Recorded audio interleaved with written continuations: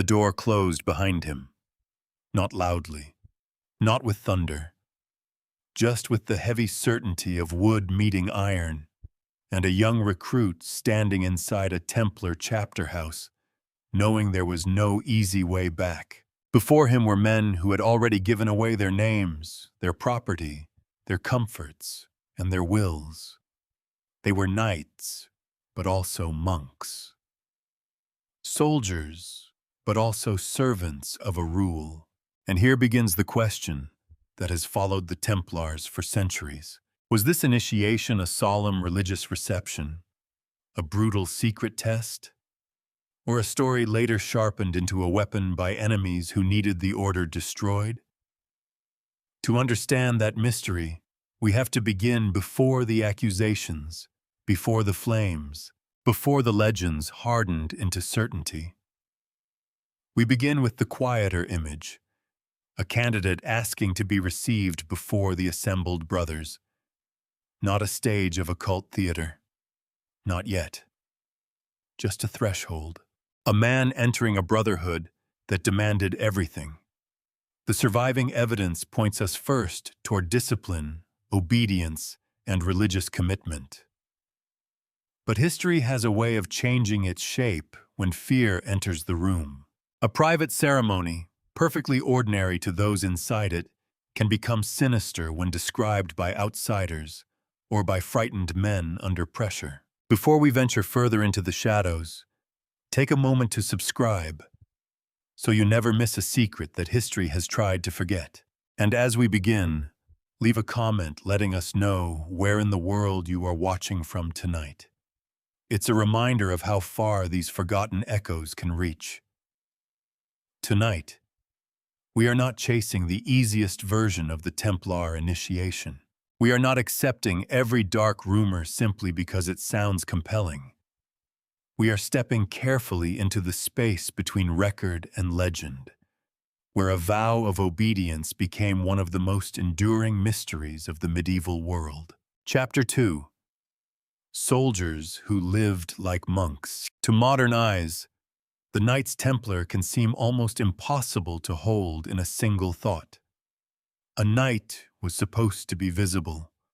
He was a man of armor, horses, banners, family ambition, and public reputation. His world was built from inheritance, loyalty, courage, and the hard arithmetic of land. A monk, by contrast, was supposed to disappear. He surrendered status, slept under discipline, ate by rule, prayed at fixed hours, and learned to treat personal desire as something dangerous if left ungoverned.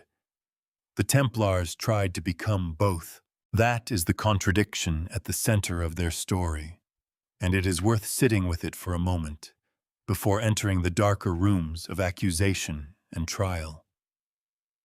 Because the mystery of their initiation did not grow from nowhere. It grew from a real tension that people could see, even if they did not always understand it. These were armed men who lived under religious obedience. They carried swords, but they also submitted to a rule. They trained for violence, yet they were expected to restrain the self that most medieval warriors were trained to glorify. Their life was not simply a knightly career with prayers attached. The order demanded a different kind of identity. A brother did not belong entirely to himself. His body, his movements, his property, his speech, even his pride, were to be folded into the discipline of the community. The Templar ideal was not the wandering hero of romance, seeking glory beneath a bright banner. It was something colder and harder, a man whose courage was no longer personal property. That idea was powerful. It was also unsettling. The medieval world knew monasteries. It knew knights. It even knew men who could be pious and violent in the same lifetime, which was hardly rare. But the Templars institutionalized the paradox. They made it permanent. They turned the armed life into a religious vocation and placed the battlefield inside the logic of obedience. A brother could fight, but not for his own fame. He could possess weapons, but not as symbols of private power. He could ride out in armor, but he was still expected to obey like a monk who had surrendered his will. For the men who joined, this was not meant to feel theatrical. It was meant to feel total. The vows and expectations surrounding a religious order were not decorative. Obedience meant that a man accepted command even when he disliked it. Chastity meant that family lines, marriage alliances, and the ordinary comforts of noble life were closed off. Communal life meant that personal habits were disciplined by shared routine. The rule did not merely regulate behavior. It worked on the soul by attacking the little kingdom of the self. That may sound severe, but severity was part of the point. In a monastery, the surrender of personal will could be understood as a path toward humility. Among the Templars, the same surrender also had a military use. An army of men trained to obey, move together, endure hardship, and suppress private impulse could become formidable. What looked spiritual in one setting could look tactical in another. This is one reason the Templars fascinated people even in their own time. Their discipline gave them credibility. Their reputation for endurance, courage, and order helped turn them into one of the most recognizable military religious institutions of the crusading world. Yet the same qualities that inspired admiration could, under different circumstances, inspire suspicion. A group of armed men who obeyed their own superiors, held their own property, and lived behind internal rules was impressive when trusted. When mistrusted, it became alarming. The initiation, or reception, sat at the entrance to this world. A candidate did not merely join a company of soldiers. He crossed into a structure that asked him to give up the ordinary claims of life. What he had owned could be redirected. What he had wanted could be subordinated. What he had been could be renamed by obedience. The moment mattered because it marked the exchange of one identity for another, and this is where later imagination found such fertile ground. People often misunderstand the mystery of the Templar initiation by beginning with the most lurid accusations and working backward. They picture a hidden ritual first, then assume secrecy must have meant guilt. But secrecy and discipline were not unusual in religious communities. Internal ceremonies, restricted spaces, and controlled forms of speech could belong to ordinary institutional life. The real question is not whether the Templars had private practices. Of course they did, as any closed religious order would. The question is how those practices were interpreted once the order became vulnerable. A vow spoken among brothers could look sacred from inside the circle. From outside, especially in an age of rumor, rivalry, and theological fear, the same closed door could look like concealment. And once suspicion began, every feature of Templar discipline could be made to point in two directions. Obedience could be holiness, or it could be coercion. Silence could be humility, or it could be evidence of hidden crimes. Separation from ordinary society could be devotion, or it could be proof that something unnatural was being protected. That double meaning is crucial. The Templars were not destroyed because they were strange in some simple, childish sense. They were vulnerable because their strangeness was attached to power. Poor monks who kept silence might be admired or ignored. Armed monks with estates, treasuries, castles, influence, and international reach could not be ignored.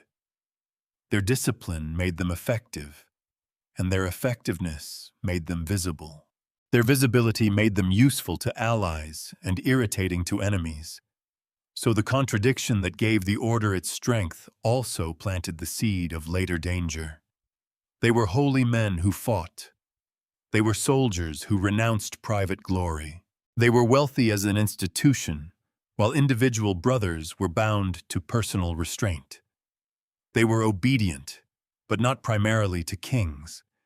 They were public defenders of Christendom, yet their internal life was guarded from the public gaze. No single one of these facts proves anything sinister. Taken together, however, they created an organization that was easy to mythologize. Admiration and anxiety often grow from the same root. People are rarely frightened by what they fully understand. They are frightened by what seems disciplined, powerful, and partially hidden. This is why the Templar initiation became so much more than a procedural entrance into a religious order. It became, in later memory, a symbolic doorway.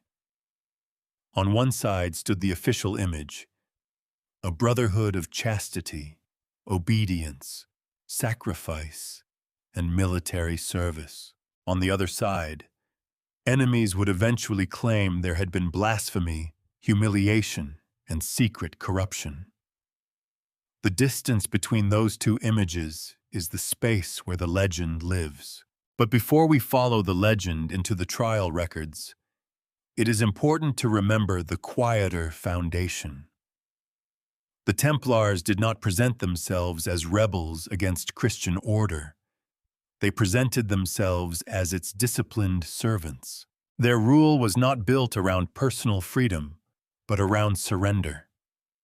Their ideal was not mystery for its own sake, but control of appetite, speech, possession, movement, fear, and pride. That may be less sensational than the stories told later, but it is more revealing. Because the most unsettling thing about the Templars may not be that they were secretly the opposite of what they claimed. It may be that what they openly claimed was already difficult enough for outsiders to comprehend.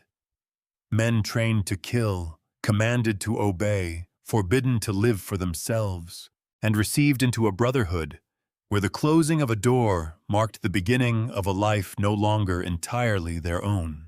Chapter 3. The Rule Before the Rumor. Before the Templar initiation became a chamber of accusation, before men were asked whether they had spat near a cross or denied the very faith they claimed to defend, there was a much plainer word at the center of the process. Rule.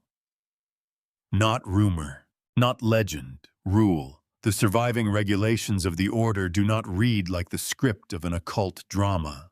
They read, more often, like the internal machinery of a demanding religious institution.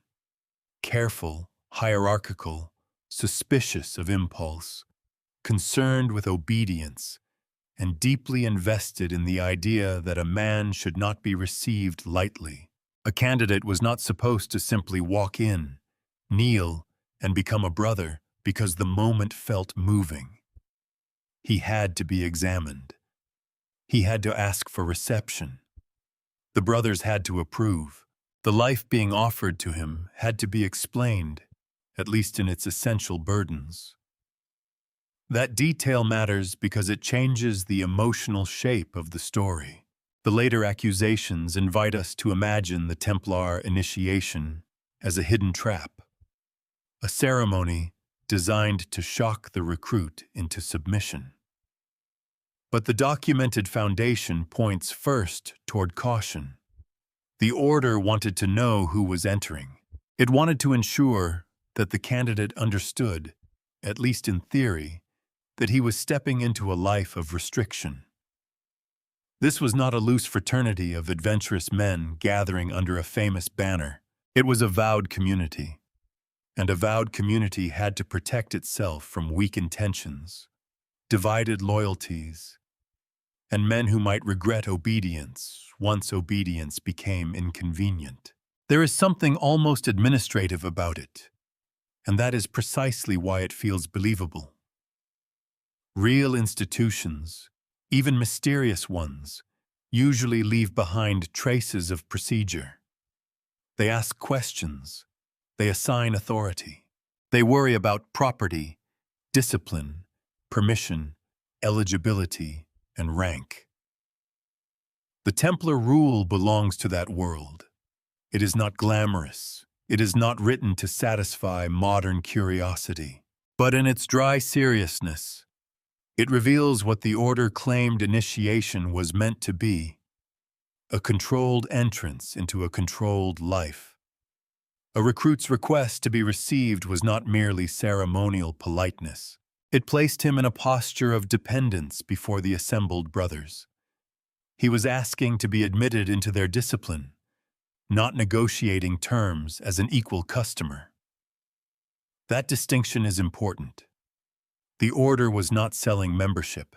It was accepting surrender. Yet surrender, in this context, should not be misunderstood as theatrical humiliation. Medieval religious life often framed obedience as a spiritual discipline. The candidate was expected to give up the right to organize his life around his own preferences. He entered a world where authority was not a temporary inconvenience, but a sacred structure. The master and the brothers were not incidental witnesses. They represented the community into which the recruit's identity would be absorbed. The process also shows that initiation was not supposed to be purely private in the modern sense. It happened within the order, before brothers, under recognized authority. It was restricted, yes, but restriction is not the same as criminal secrecy. This is one of the mistakes that later storytelling often makes. It treats any closed door as proof of a forbidden act. But medieval institutions often depended on controlled access. Courts had procedures. Monasteries had chapters.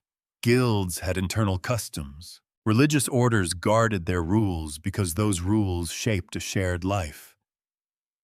The Templars were no different in that respect, though their military character made the guardedness feel sharper. Imagine the candidate listening as the obligations of the life were laid before him. The tone would not need to be theatrical to be intimidating.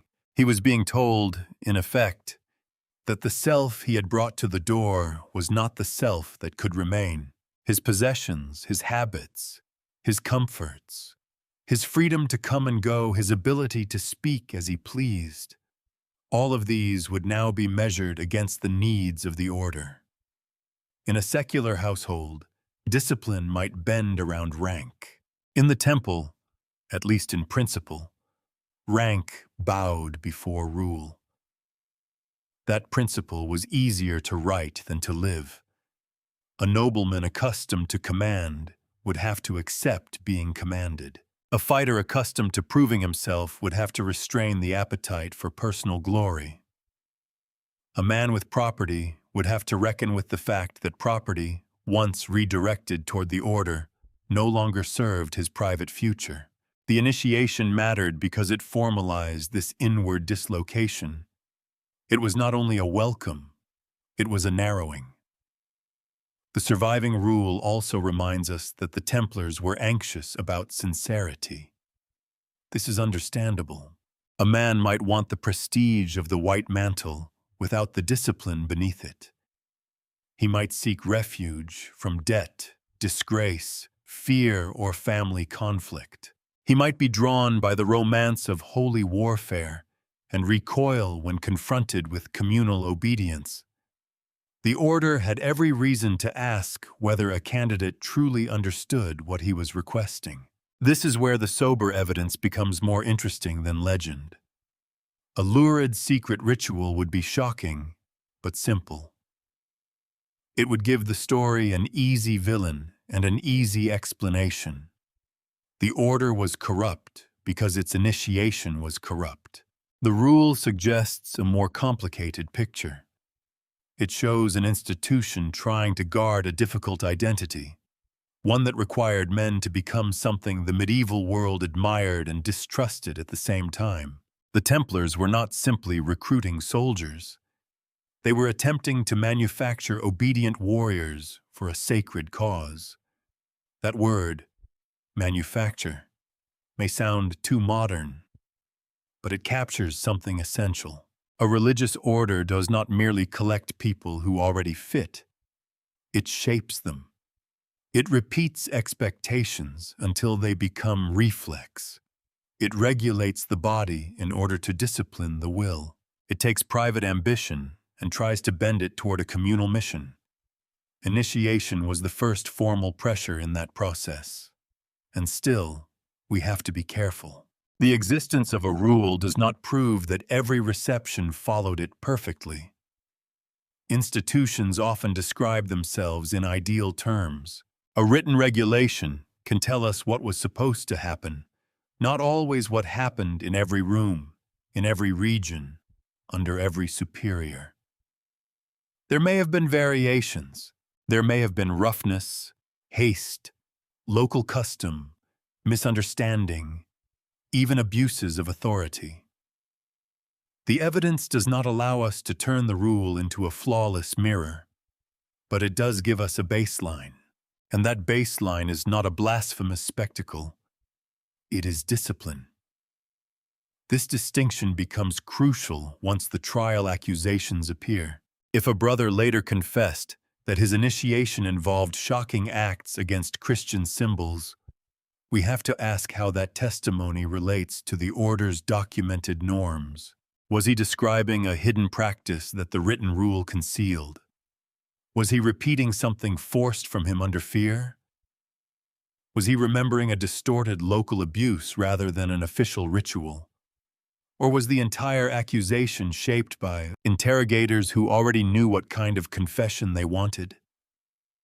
The answer is not simple, and a careful story should resist becoming too certain too quickly.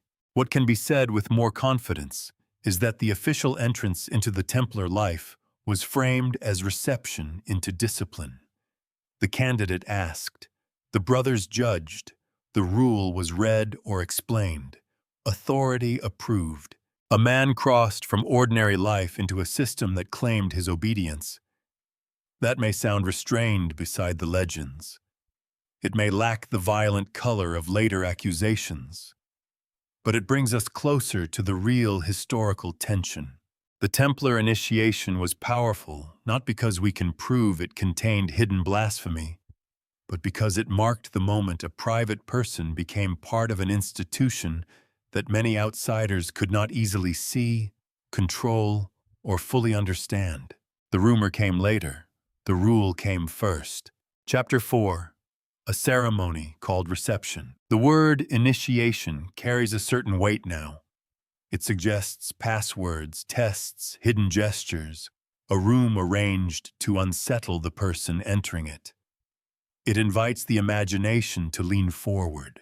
And when the subject is the Knights Templar, the imagination rarely needs much encouragement. For centuries, the order has been surrounded by stories that seem to ask for a locked door and a forbidden rite behind it. But the word used in the Templar world was quieter. Reception. A man was received. That difference matters. Reception is not a weak word. It does not mean the moment was casual or harmless or emotionally easy. In a religious order, to be received was to be taken into a body larger than oneself. It meant that the community accepted you, judged you suitable, and allowed you to pass from outside to inside. The door did not open because the candidate had discovered a secret. It opened because he had asked to surrender. And surrender, in this setting, was not symbolic in the shallow sense. It reached into practical life. The candidate who stood before the brothers was not merely offering enthusiasm. He was offering obedience. He was preparing to redirect loyalty away from family ambition, private advancement, and personal comfort toward the order's rule and mission. Whatever property he brought, whatever status had followed him into the room, whatever habits had been formed by noble household, battlefield, or courtly life. All of it now had to be measured against the demands of a brotherhood that claimed authority over the whole man. This is why the reception deserves to be imagined slowly, but carefully. We do not need to invent a hidden script to feel its pressure. The known outline is already severe enough. A candidate asks to be admitted. He appears before assembled brothers. He is examined. The obligations of the life are made plain. Approval is required. A man who had lived as himself is invited or permitted to live as one of them. That moment may have been solemn rather than theatrical, but solemnity can be more frightening than spectacle. A spectacle overwhelms the senses and then passes. A vow remains. The recruit was not being frightened for an hour. He was being bound for a lifetime, at least in principle, to a discipline that would follow him into meals, travel, speech, sleep, prayer, and war. The Templar reception was a threshold, and thresholds are always dangerous in human memory. They divide before from after. They create a story people can return to when trying to explain what happened to them. A man might remember the day he was received as the day he became cleaner, stronger, and closer to God. Another might remember it as the day he lost the last piece of his own will. Much depends on whether the life after the vow confirmed the meaning he hoped for or turned against him. This is where later accusations become psychologically interesting, even before we judge their truth. If a man later came to hate the order, or fear his superiors, or suffer under interrogation, the reception would be an obvious place for memory and pressure to gather. It was the entry point. It was the first formal act. It was the moment when obedience began. So when enemies of the order searched for corruption, they did not focus only on battlefield failures or financial resentment. They went to the doorway itself. They asked whether the first step had been poisoned. That was a powerful accusation because initiation defines identity. If the reception was holy, then the brotherhood could claim to be holy at its root. If the reception was blasphemous, then everything after it could be made to look like a lie. The entire order could be reinterpreted backward. Its prayers became a cover. Its discipline became coercion. Its secrecy became conspiracy. Its courage became fanaticism. One alleged act at the beginning could stain the whole life that followed. This does not prove the allegations. It helps explain why they mattered. The reception also carried a legal and institutional meaning. The Templars were not simply welcoming a companion to a table. They were incorporating a person into a privileged and powerful organization. Once received, a brother belonged to a structure with property, command, internal courts, and obligations that did not neatly align with ordinary secular authority. He was not just a pious individual. He became part of an order that kings might admire, borrow from, resent, or fear. So the room in which he entered was more than a spiritual space. It was a political one, whether or not the men inside described it that way. For the brothers, the ceremony may have been a guardrail. It protected the order from unsuitable candidates and reminded everyone present that the life was not chosen lightly. For outsiders, especially later hostile observers, the same privacy could be made to seem suspicious. A question naturally formed. Why did such a powerful organization need closed ceremonies at all? The fair answer is that religious communities often do. A vow is not a marketplace performance. It is not always meant for public entertainment or public inspection. The presence of secrecy does not automatically imply the presence of crime. Some forms of privacy protect seriousness. They create a space in which words are not diluted by spectators. But privacy is fragile. It depends on trust. Once trust collapses, privacy becomes almost indistinguishable from concealment. The same closed door that once preserved sacred order can suddenly appear to hide disgrace. This is one of the tragic mechanics of the Templar story. The order did not have to invent secrecy for secrecy to become dangerous. It only had to live as a disciplined internal community long enough for its enemies to ask what else might be hidden inside. A careful reconstruction must therefore resist two temptations. The first is to turn the reception into pure darkness, as though the later trial accusations can simply be read back into every Templar house from the beginning. That is too easy, and the evidence does not justify it.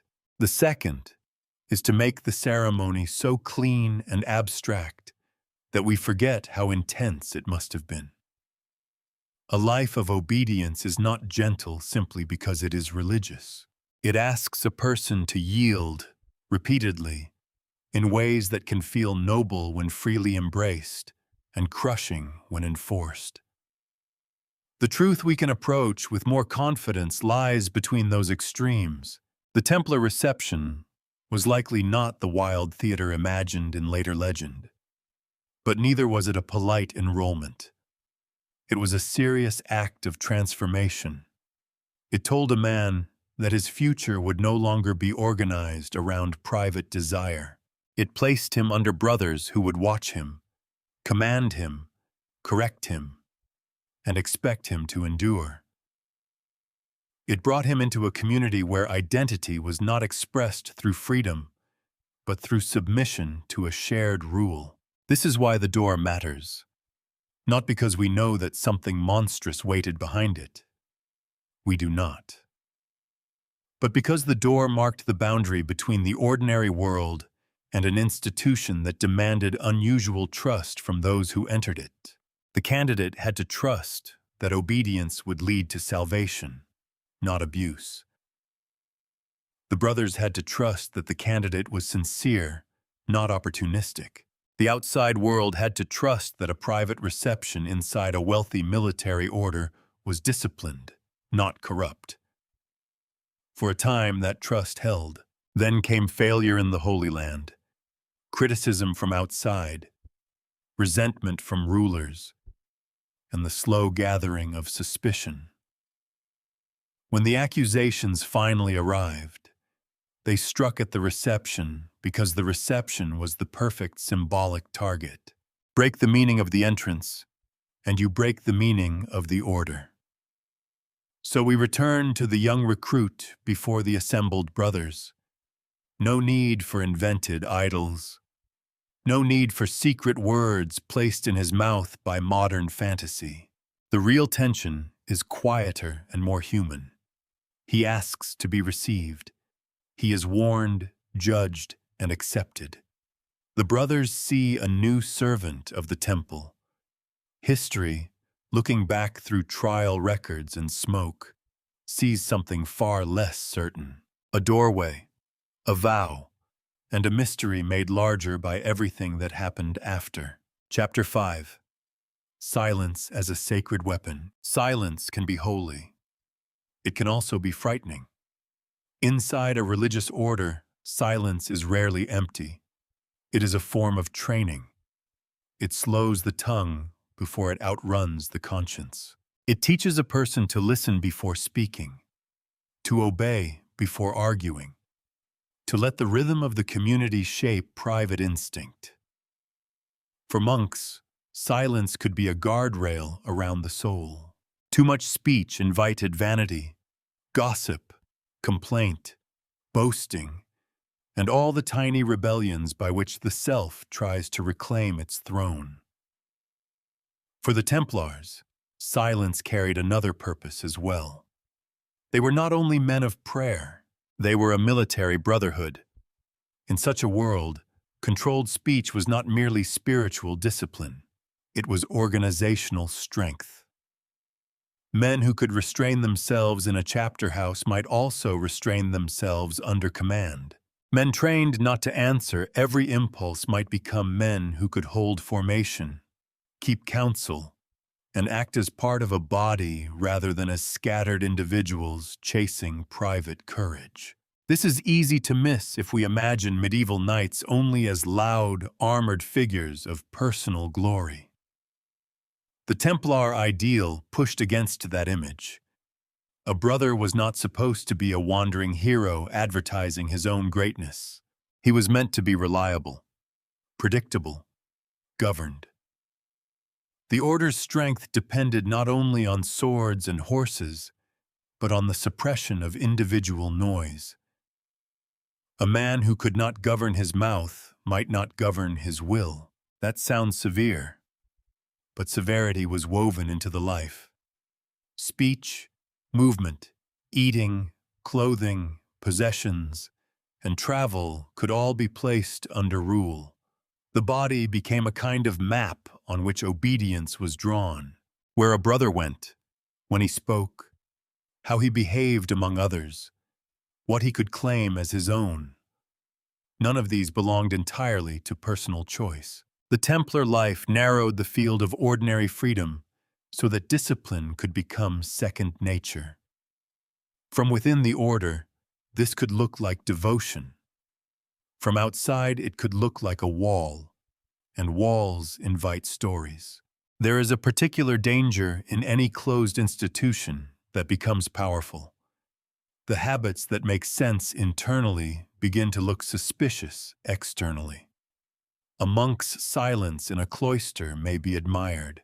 A soldier's silence in a wealthy international order may be interpreted differently. Outsiders might ask, what are they not saying?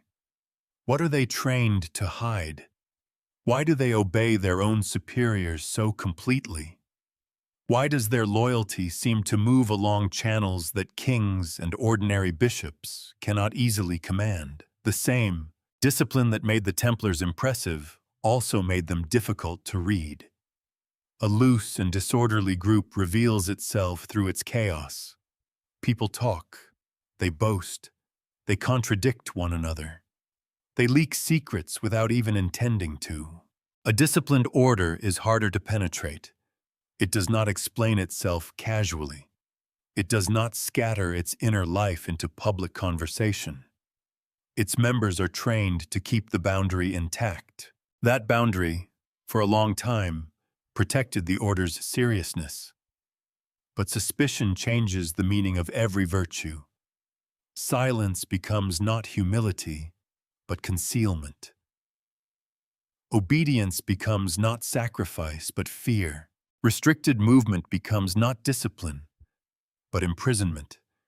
Private correction becomes not spiritual formation, but secret punishment. A man who says little may once have seemed devout.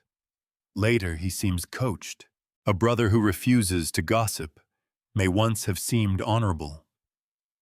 Later he seems complicit.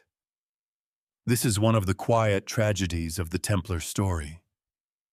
The order's own religious language could be turned against it. The very practices meant to strip away pride and disorder became, in hostile interpretation, evidence that something darker had been organized beneath the surface. And the initiation stood at the beginning of this system. Once received, a brother entered a life in which he was expected to guard more than his own reputation. He guarded the dignity of the order. He guarded its internal customs. He guarded the authority of his superiors. He guarded, perhaps most dangerously, the idea that the brotherhood was not fully answerable to ordinary curiosity. There is nothing automatically criminal about that. Religious communities do not survive by making every internal matter public. Armies do not function by encouraging every soldier to speak freely about command. Medieval institutions, especially disciplined ones, often relied on layers of access. What was known to all, what was known to some, and what was known only to those with authority. These distinctions were normal. But the Templars stood in a perilous position because they combined religious privacy with military power and material wealth. Their silence was not the silence of harmless withdrawal. It belonged to men with castles, estates, money, weapons, and influence. That made it easier for enemies to imagine their quietness as strategy rather than humility. The human mind does not tolerate gaps very well. Where information is withheld, imagination enters. Sometimes imagination is generous. It fills the gap with trust. Sometimes it is fearful. It fills the gap with corruption. By the early 14th century, the generous version was weakening. The loss of Christian territory in the East had damaged confidence in the military orders. The crusading dream had not vanished, but it had become heavier, more complicated, less radiant than in earlier preaching. People who once saw the Templars as defenders of sacred frontiers could now ask what purpose they served. If they had failed to preserve the Holy Land, why did they remain so wealthy? If they lived in poverty as individuals, why was the institution so rich? If they were obedient servants of Christendom, why did they seem so independent of local control? These questions did not prove guilt, but they prepared the ground in which guilt could be planted. And when accusations later focused on secret rites, the order's disciplined silence became a terrible disadvantage. A public organization can defend itself through public familiarity. People know its habits. They have seen its ceremonies. They can say, "No, that is not how these men live." But a guarded brotherhood leaves fewer witnesses outside itself. Its defenders must ask the public to trust an inner world the public has never fully seen. Trust is strong until it is asked to carry too much. The Templars' silence was not just absence of speech. It was a sacred technology, a way of making men smaller before the rule and stronger as a collective body. It helped create obedience. It helped preserve hierarchy. It helped separate the brother from the ordinary noise of ambition and complaint. In the right light, it was beautiful in its severity. In the wrong light, it was chilling. This is why the later trial records have such power over the imagination. They appear to break the silence. They seem to let us hear what was hidden. A brother confesses. A chamber opens. A forbidden act is named. Suddenly, the centuries of restraint appear to have been covering a secret, and the listener feels the old thrill of exposure. But we have to be careful with that thrill. A confession is not automatically a revelation. Silence broken under fear may tell us as much about the interrogator as about the accused. A man threatened with pain may speak words that fit the shape of the question. A prisoner promised mercy may repeat what he believes will save him. The breaking of silence can uncover truth, but it can also manufacture it. That is the problem at the heart of the Templar mystery. Their way of life made silence sacred. Their enemies learned to make silence suspicious, and once suspicion won, every quiet habit of the order could be reread as preparation for a crime. A brother lowering his voice, a closed meeting of the chapter, a recruit received away from public eyes, a command obeyed without explanation. None of these things, by themselves, proves a hidden blasphemy. Yet together, in a world already anxious about the order's power, they formed the outline of something people were ready to fear. The Templars understood silence as discipline. History remembered it as a locked door. Chapter 6. The Order. No king could easily control. Power rarely announces itself as power. Sometimes it arrives dressed as piety, a gift of land, made for the salvation of a soul. A mill, a vineyard, a pasture, a house in a crowded town. A noble family grants property to the temple and imagines the donation rising like prayer. A widow gives what she can. A lord returns from war and leaves behind a portion of his estate. A ruler offers privileges because the order seems useful, brave, disciplined, and close to God's work. One gift is devotion. 1,000 gifts become infrastructure. This is where the Templar story begins to change shape. The reception of a single recruit was intimate, almost inward. One man asking to be admitted, one community deciding whether to receive him. But the order he entered was not small. It was not a local brotherhood tucked away from public affairs. By the time suspicion hardened around the Templars, they had become something far more difficult for rulers to ignore. A religious military institution with lands, revenues, fortifications, networks of trust, and a reputation that stretched across borders. They were not a kingdom. That was precisely what made them awkward. A king understood another king. Rivalry had rules, even when those rules were broken. Borders could be disputed. Marriages could be arranged. Treaties could be signed and betrayed in the usual human ways. But the Templars did not fit neatly into the political imagination of monarchy. Their loyalty was not organized around one crown. Their houses stood in many realms. Their authority ran through their own hierarchy. Their identity was religious, international, and military all at once.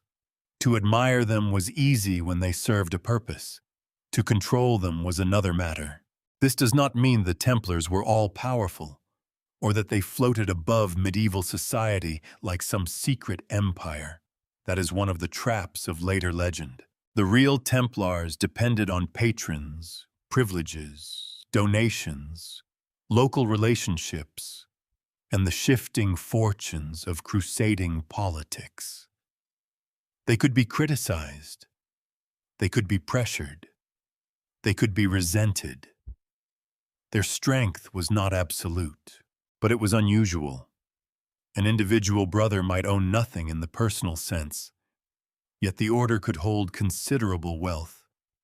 That paradox made people uneasy. It still does, in a way. We are accustomed to judging poverty by the empty hand, not by the institution behind it. The Templar brother might eat simply, obey strictly, and surrender private property. Yet the organization to which he belonged could manage estates, move resources, equip fighters, maintain houses, and interact with rulers in ways that looked remarkably practical for men who had renounced the world. To supporters, this was not hypocrisy. It was necessity. A military order could not defend roads, castles, pilgrims, and crusading interests on good intentions alone. Horses needed feed, armor needed repair, fortresses needed maintenance, men needed transport, food, and command. Religious zeal did not replace accounting, however much preachers might have wished it could. Still, the contrast was hard to ignore. The Templars preached surrender of self while the institution accumulated influence. They praised obedience while answering to an authority that was not easily bent by local rulers. They served Christendom. But Christendom was not a single political body. It was a crowded field of monarchs, nobles, bishops, merchants, rival orders, and competing ambitions. In that field, an organization with its own internal discipline could appear less like a servant and more like a state within the gaps. This is why initiation mattered politically. At first glance, a reception ceremony seems like a religious concern. One man joins, he vows obedience. The brothers accept him. The matter is internal. But in an order like the temple, receiving a man meant more than changing his devotional life. It could redirect loyalty. It could redirect property. It could remove a useful warrior, a noble son, or a man of resources from the ordinary channels through which families and rulers expected influence to flow. A recruit did not simply become more pious.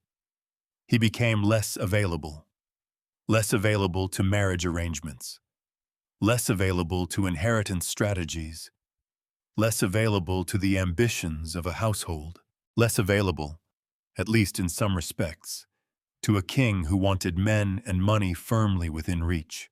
The order's reception transformed private persons into members of a corporate body whose obligations might compete with the expectations of secular power.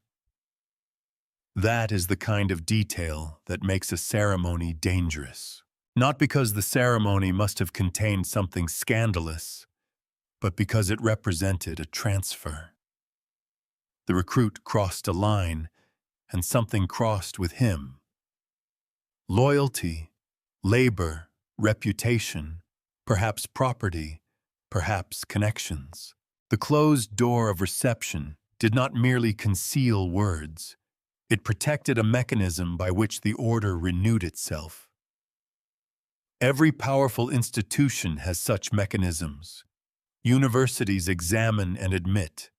Guilds train and bind. Armies enlist and command. Monasteries receive and discipline. What made the Templars different was the combination. Their reception created monks who could fight, soldiers who obeyed religious superiors, and brothers whose collective resources could shape events beyond the walls of any single house. A king who trusted them might see an asset. A king in debt, under pressure, or hungry for control might see an obstacle. The emotional center of the later case against the Templars was not a dispute over bookkeeping. It was not only a quarrel about land or privilege. Those things mattered deeply. But accusations about money rarely ignite the public imagination with the same force as accusations about blasphemy. To destroy the reputation of an order that claimed holiness, one had to strike the holy place in its identity. The reception was perfect for that. If enemies could claim that the Templar Brotherhood began with a corrupted act, then the order's entire independence could be reinterpreted as dangerous from the root. Its wealth was no longer the practical support of a sacred mission. It became the treasure of a hidden conspiracy. Its silence was no longer discipline. It became a cover. Its obedience was no longer monastic. It became sinister submission. Its refusal to belong neatly to any one king became not a legal complexity, but a threat. This is how politics learns to speak the language of morality. A ruler does not always say, "I want what they have." Sometimes he says, "They are dangerous to the faith." Sometimes both things are believed at once. Human motives rarely arrive in clean, separate boxes. Fear, greed, resentment, genuine suspicion, wounded authority, and religious anxiety can mingle until even the people acting under them cannot easily separate principle from advantage. That mixture is essential to understanding what happened to the Templars. Their power made them vulnerable long before formal accusations were brought. Their initiation became politically explosive because it occurred inside a body that many people already considered too independent, too wealthy, too guarded, or too difficult to supervise. A private ceremony in a poor hermitage might attract little attention. A private ceremony inside an international military order with property and privilege could be made to feel like a national emergency. And once that transformation happened, the individual recruit vanished from view. The young man asking to be received was no longer just a soul seeking discipline. He became, in the imagination of critics, a piece of a larger machine. What had he promised? To whom had he truly given obedience? What had been demanded of him behind the door? Why did brothers remain so loyal? Why did they not speak more plainly? These questions gained force because the order was powerful enough to matter. The secret of Templar influence was not that they controlled everything. They did not. It was that they controlled enough of their own world to unsettle people who believed all power should eventually answer to them. Their houses, lands, command structure, and reputation gave them a kind of resilience. But the same resilience made them a target when the winds changed. So the initiation cannot be understood only as a religious moment. It was also an entrance into an institution that stood at the uneasy crossing of devotion, violence, money, and sovereignty. The recruit may have heard vows, the brothers may have seen obedience, but rulers looking from the outside could see something else entirely. They saw men being gathered, loyalties being redirected, resources being enclosed, a door closing, not only behind one candidate, but against the reach of kings. Chapter 7. After the Holy Land fell. For nearly 2 centuries, the Templars had been able to explain themselves with a map. Their purpose lay to the east, along the roads and ports and fortified places of the Crusader states. Their identity was tied to movement, pilgrims traveling through dangerous country, castles guarding exposed frontiers, ships crossing the Mediterranean, armies trying to hold territory that always seemed to demand more men, more money, more faith, and more blood than anyone had promised at the beginning. As long as that world survived, even imperfectly, the Templars had a visible reason to exist. Then the map changed. When Acre fell in 1291, it was not just the loss of a city, it was the collapse of the last major Crusader foothold on the mainland of the eastern Mediterranean. For the military orders, the disaster was spiritual, strategic, and reputational all at once. They had been created to defend a crusading presence that now seemed, to many eyes, broken beyond repair. The question that followed was blunt. If the Holy Land had been lost, what exactly were the Templars for?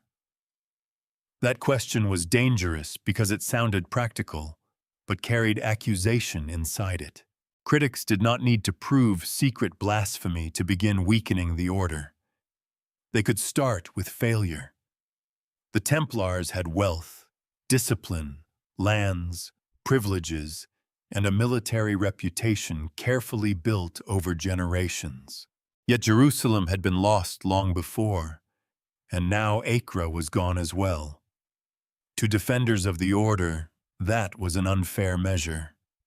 No single institution could hold the East against every political, military, and logistical force pressing against it. The Crusader states had depended on fragile alliances, intermittent support from Europe, rivalries among Christian leaders, and conditions no military order could fully control. But public memory is rarely patient with structural explanations. People prefer a responsible face. So the Templars, along with the other military orders, became easier to question. Their old sacrifices did not vanish, but they no longer protected them as well as they once had. A knight dying on a frontier could be praised as a martyr of the cause. A wealthy order headquartered far from a lost battlefield could be seen as a survivor of its own failure. That is a brutal transformation. The Templars still had resources. They still had houses. They still had networks. They still had men bound by vows. But the emotional story around them had shifted. Their existence no longer felt self-explanatory. They had to be defended with arguments, and arguments are weaker than symbols. A castle under siege explains itself. A treasury in Europe requires explanation. This was the atmosphere in which old resentments could ripen. Some people envied the order's privileges. Some disliked its independence. Some may have resented its financial role, especially when rulers borrowed heavily or found themselves entangled with institutions they could not easily command. Others may have held genuine religious concerns about whether the military orders had become too comfortable, too wealthy, too distant from their original purpose. Not every criticism was invented. Institutions can drift. Reputation can outlive usefulness. Wealth can gather around a mission long after the mission has become unclear. A careful view should allow for that. The Templars were not helpless innocents floating above all criticism.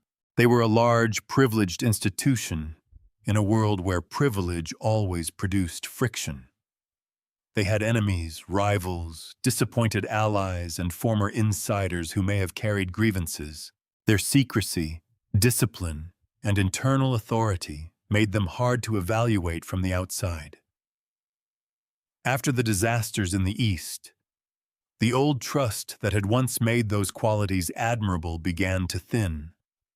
And when trust thins, interpretation changes. A command structure that once looked efficient now looked unaccountable. Wealth that once looked necessary now looked excessive. Silence that once looked monastic now looked evasive. A reception ceremony that once marked entry into disciplined service could be reimagined as the beginning of something concealed and corrupt. The loss of the Holy Land did not create the accusations by itself. That would be too simple, but it damaged the protective frame around the order. It made people more willing to listen when darker stories appeared. It made the Templars easier to isolate, because the grand cause that had justified their special status no longer stood before Europe with the same force. There is a kind of historical loneliness in that.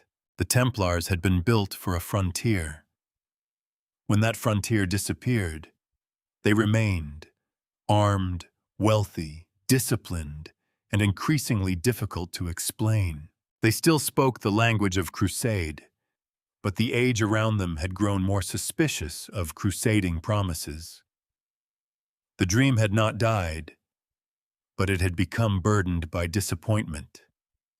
In that disappointment, rumor found shelter. A secretive brotherhood is rarely destroyed in one motion. First, people stop admiring its mystery. Then they stop granting it the benefit of the doubt. Then, when accusations come, even unlikely stories begin to sound possible because they seem to confirm a feeling that had already formed. The Templars' tragedy was that their greatest need for public trust came precisely when their public standing was weakest. By the early 14th century, the order still possessed formidable prestige. But prestige is not the same as safety. It can even become a trap. A famous institution attracts famous enemies. The more the Templars had been praised as defenders of Christendom, the more shocking it would be to claim that corruption had lived at their center all along. Their reputation made the later accusations dramatic. Their secrecy made the accusations difficult to disprove. Their wealth made the accusations useful. And their failure in the East made them vulnerable to a moral question that had no easy answer. What happens to holy warriors after the holy war has failed? Some might renew the mission. Some might call for reform. Some might propose merging military orders into a new structure. Some might argue that resources should be redirected. But others, more dangerous, could suggest that the failure revealed something rotten from the beginning. That suggestion would become devastating when attached to initiation. If the order had lost the Holy Land, perhaps it had lost God's favor. If it had lost God's favor, perhaps its holiness had been false. If its holiness was false, Perhaps the secret reception was not a vow of obedience, but a rite of betrayal. This was not careful reasoning. It was emotional logic. But emotional logic can move crowds, courts, and kings when it tells them what they are already prepared to believe. So after Acre, the Templars stood in a changed world. They were still brothers of the temple, still bound by rule, still heirs to a formidable tradition. But the ground beneath them had shifted. Their old purpose had become a memory, and memory could not defend property, privilege, and independence forever. The order that once seemed necessary now seemed available for judgment, and somewhere in that atmosphere of disappointment, jealousy, fear, and political opportunity, the private ceremony of reception began to take on a new life. Not as the beginning of sacrifice, but as the place where enemies would claim the darkness had entered. Chapter 8. Philip IV finds his enemy. By the time King Philip IV of France turned his attention toward the Templars, the order was already standing in thinner air. Its old battlefield purpose had been wounded. Its wealth was visible. Its independence was inconvenient. Its ceremonies were private. Its brothers were trained not to explain themselves casually to the outside world. In another age, these same qualities had made the Templars useful. Now they made the order available. Philip did not create every suspicion from nothing. That would make the story too neat, and history is rarely so obliging. Rumors had a way of moving through medieval society long before official documents captured them. Grievances traveled with former members, servants, rivals, debtors, clerics, and men who had heard something from someone who had heard something somewhere else. Most rumors died because no powerful person found them useful. Philip found them useful. He was not merely a king with a passing curiosity about religious discipline. He was a ruler deeply invested in authority, money, reputation, and control. The Templars, by their very nature, complicated all four. They were wealthy without being a royal treasury. They were armed without being a royal army. They were religious without being easily absorbed into local church structures. They were present inside his kingdom, but their obedience did not begin with him. For a monarchy trying to sharpen its reach, that was a problem. The genius, if that cold word can be used here, was to make the problem moral before it appeared political. A king could attack an institution for wealth, and many would see greed. He could attack it for independence, and some would see tyranny. But if he could attack it as a danger to the faith, the ground changed. Confiscation could be dressed as purification. Control could be framed as duty.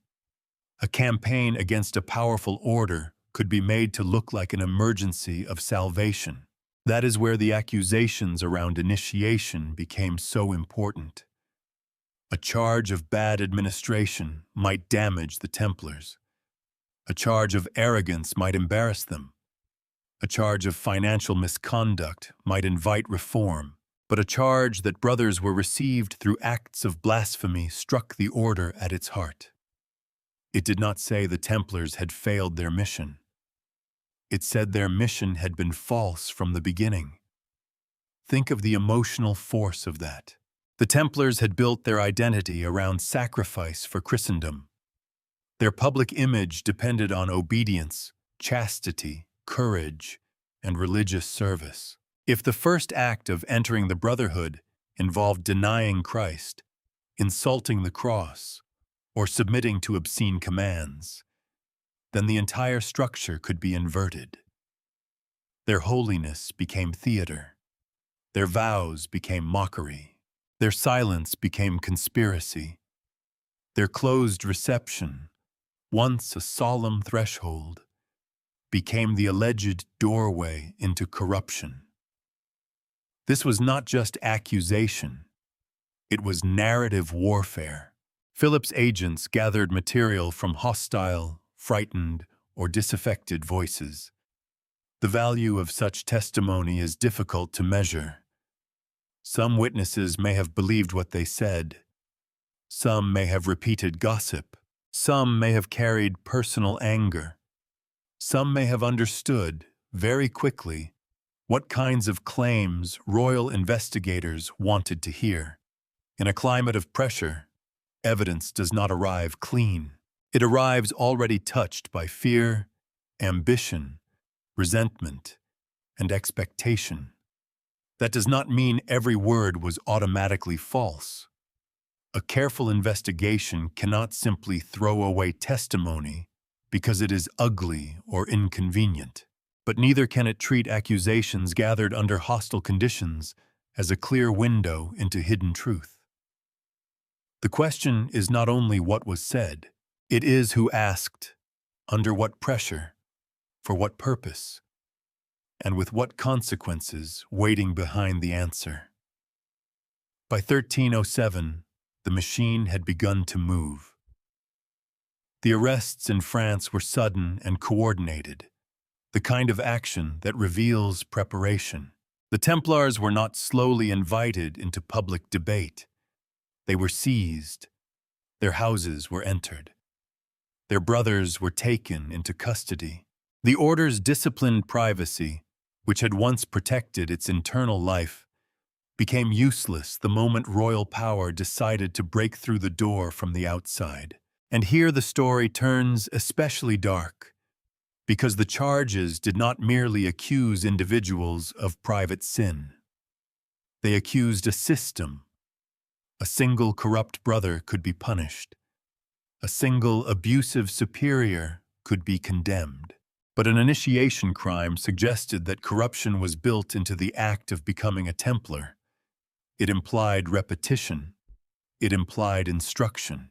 It implied that new brothers were not accidentally failing the ideals of the order, but being introduced to betrayal as part of the order's own secret tradition.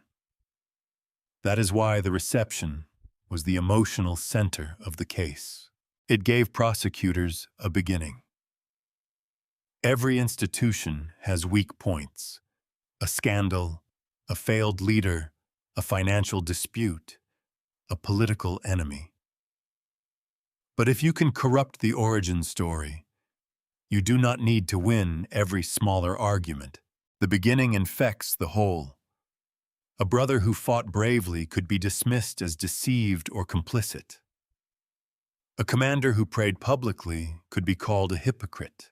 A rule that demanded obedience could be recast as the method by which men were forced into silence after a blasphemous test. The accusation did not merely describe the Templars. It explained them. It explained why they were silent. It explained why they were loyal. It explained why outsiders did not know their customs.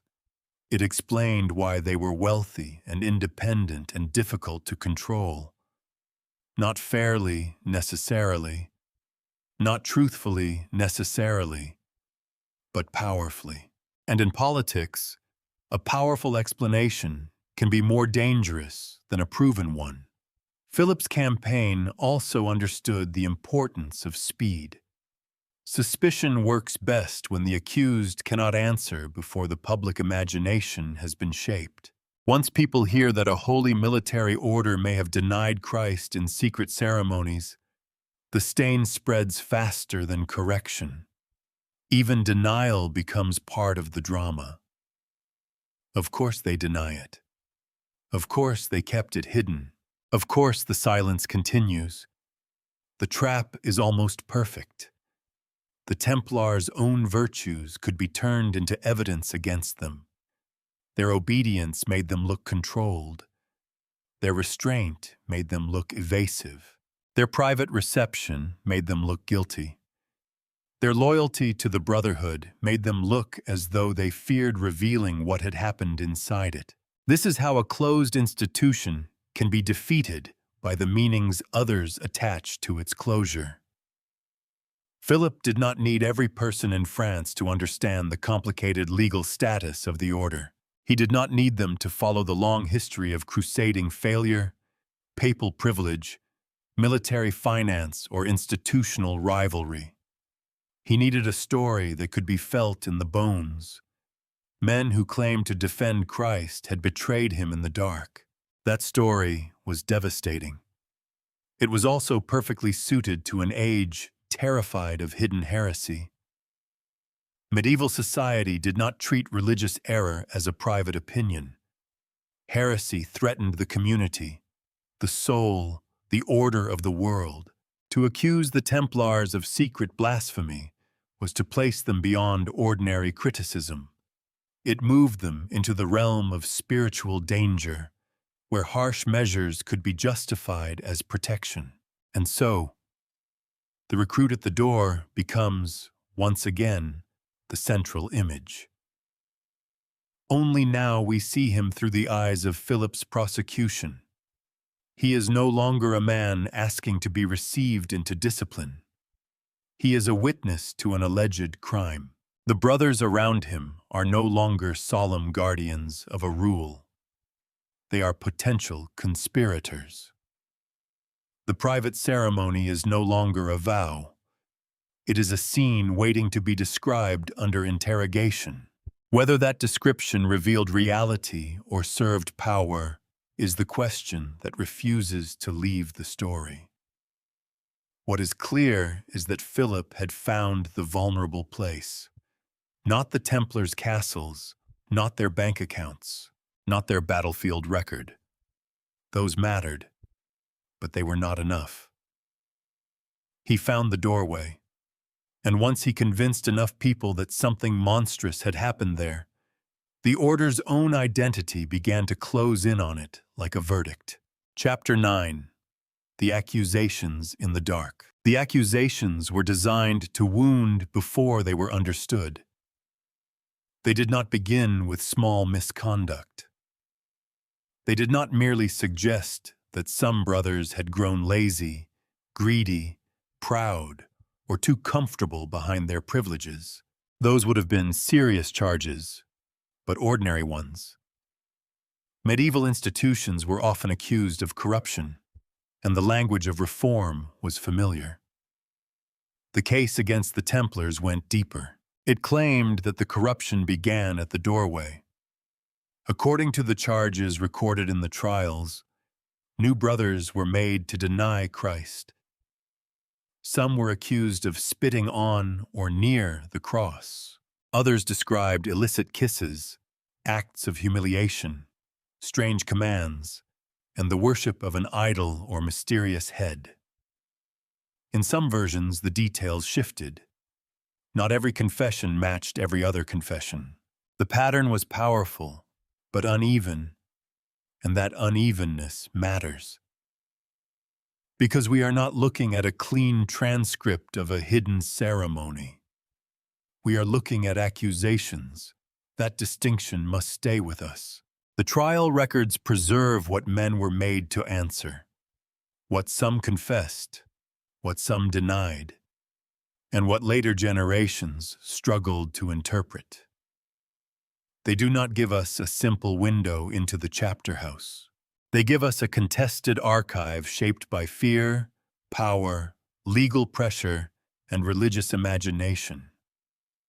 Still, even as accusations, the charges were devastatingly chosen. To deny Christ was not a random act of rebellion. It was the perfect inversion of the Templar identity. These men had claimed to defend Christian pilgrims, Christian lands, Christian memory. Their white mantles and red crosses were public signs of service. To accuse them of denying Christ at the moment of entry was to say that their whole religious face was a mask. The charge involving the cross worked in the same way. The cross was not simply an object. It was the symbol around which the Templars' public meaning gathered. To spit on it, or near it, even under command, was to turn their emblem inside out. A brother might carry the sign of the cross on his mantle before the world, While the prosecution claimed that he had insulted it in private when he first entered the order, the accusation did not need to be subtle. It needed to be memorable, and it was. This is part of why the Templar case survived so vividly in later imagination. Administrative crimes fade. Property disputes require explanation. Jurisdictional conflicts put audiences to sleep unless someone adds a sword or a scandal. But a secret initiation in which holy warriors allegedly renounce the center of their faith, that story carries itself.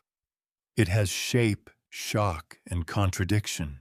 It feels like a revelation, even before it has been tested. That feeling is dangerous. A dramatic accusation can seem true because it satisfies the mind's hunger for hidden explanation. The Templars were powerful and secretive. Therefore, people assumed there must have been a secret equal to their power. But history does not always balance itself that neatly. Sometimes the hidden thing is not a monstrous right. Sometimes it is paperwork, discipline, political resentment, and the ordinary human terror of institutions that will not open themselves to inspection. The illicit kisses alleged in the trials served another purpose. They made the initiation sound not only blasphemous, but degrading. They suggested that the recruit was forced into submission through shame. Whether the details came from actual abusive practices, hostile exaggeration, stock accusations, or statements shaped by interrogation remains disputed. What matters for the prosecution is that the charge transformed obedience into something grotesque. The brother did not submit to sacred discipline. He was made to submit to corruption. Again, the inversion is the key. Everything the Templars claimed was turned upside down. Chastity became sexual suspicion. Obedience became coercion. Brotherhood became conspiracy. Silence became complicity. The private reception became the scene where the order's public holiness was supposedly unmasked. Then there were the claims of idol worship. These are among the most famous and most unstable elements of the case. Trial records contain references to strange objects, heads or figures, but the evidence is confused and inconsistent. Later legend would feast on these fragments, turning them into elaborate stories that often reveal more about the imagination of later centuries than about the actual order. The name Baphomet, for example, became attached to Templar mythology over time in ways far beyond what the medieval evidence can securely support. The historian has to move carefully here. The charge of idol worship was extremely useful in a heresy prosecution. It gave investigators a way to frame the order not merely as morally corrupt, but spiritually alien. Denial of Christ could be explained, perhaps, as a test of obedience or as something done under pressure. Spitting near the cross could be softened by a frightened defendant as symbolic, forced, or misunderstood. But an idol suggested an alternative devotion, a hidden center, a rival sacred object inside the brotherhood. That is why the claim mattered, even when the evidence around it was thin. It gave the darkness a shape. Human beings are often more frightened by an object than by an abstraction. A secret belief is difficult to picture. A hidden head, a figure, an idol. These can be imagined. They can be painted in the mind. They can be whispered about from one generation to the next. The less precise the evidence, the more room the imagination has to work. This does not mean every witness invented everything. It means the record must be read with caution. Some brothers may have described things they barely understood. Some may have repeated words suggested by interrogators. Some may have tried to save themselves by giving partial agreement without grasping the full consequences. Some may have been recalling local irregularities, rough customs, or moments of intimidation that were later gathered into a much larger accusation. A serious account should allow for complexity. It is possible that abuses occurred in some receptions. It is possible that certain superiors used disturbing tests of obedience. It is possible that confused, symbolic, or unofficial practices were later interpreted in the harshest possible way. It is also possible that much of the case was manufactured by pressure, expectation, and the political need to turn suspicion into guilt. What is not responsible is to treat the trial accusations as though they were a documentary camera placed inside every Templar house. They were not. They were words produced in a legal crisis under royal power, in an atmosphere where the consequences of denial could be severe and the rewards of confession could seem like survival. Their emotional force is undeniable. Their evidentiary value is far more difficult. And yet, the accusations succeeded in one crucial way. They made the reception impossible to see innocently. After the charges were public, the old image of a recruit asking to be received before assembled brothers could no longer stand alone. A second image had been laid over it. A darker room, a threatened candidate, a cross insulted, a command obeyed in fear, a loyalty twisted before it even twisted before it began. Whether that image was true, false, exaggerated, or assembled from fragments, it became part of the Order's historical afterlife. The Templars had lived by symbols. Now symbols were being used against them. The cross on the mantle, the vow of obedience, the closed chapter meeting, the brotherhood's silence. Each could be reinterpreted. Each could be made to testify against the Order without speaking. The prosecution understood, consciously or not, that the strongest attack on a sacred institution is not to say it has sinned. All institutions sin. The stronger attack is to say its sacred signs always meant the opposite. That is what made the charges so lethal. They did not accuse the Templars of failing to live up to their ideals. They accused the ideals themselves of being a disguise, and once that possibility entered the public mind, the burden of proof shifted in a subtle and terrible way. The Order now had to prove that its private life was not monstrous.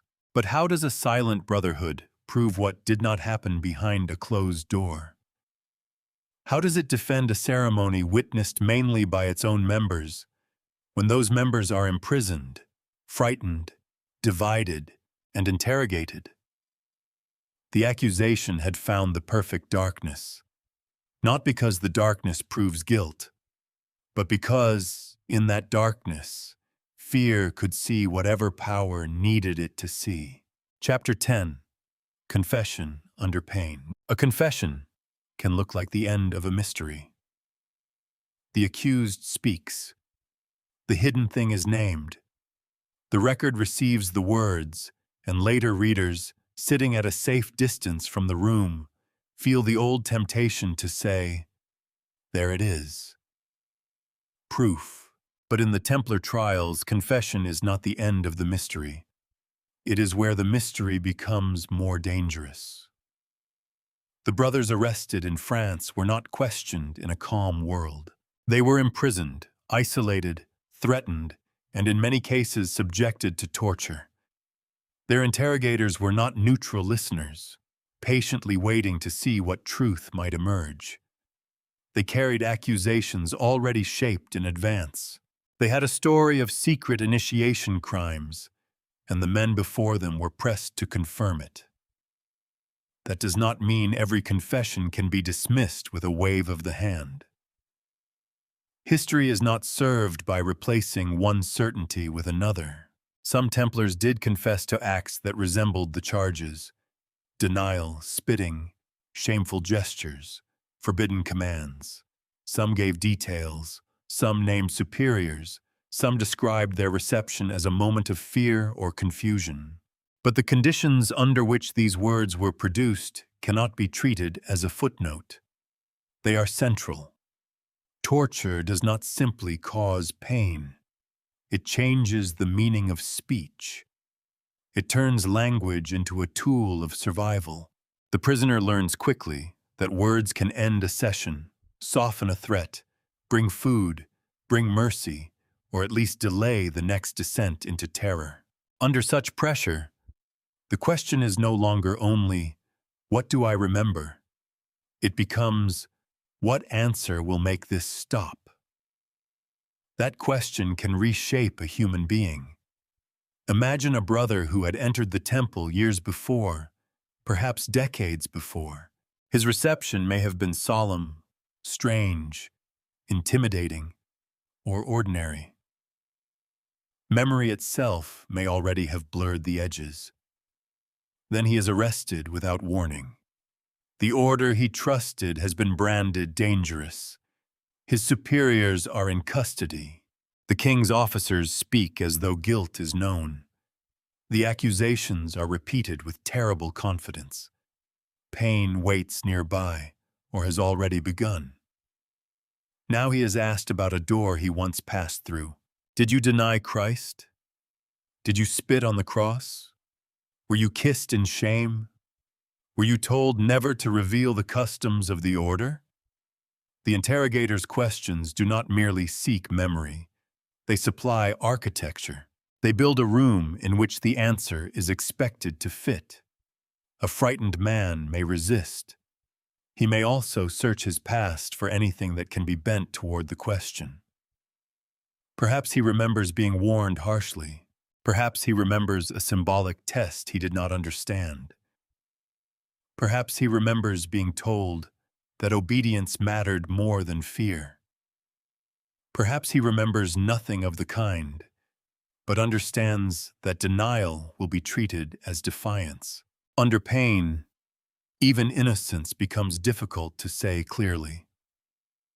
This is why trial records must be read with a slower eye. They preserve testimony, but they also preserve pressure.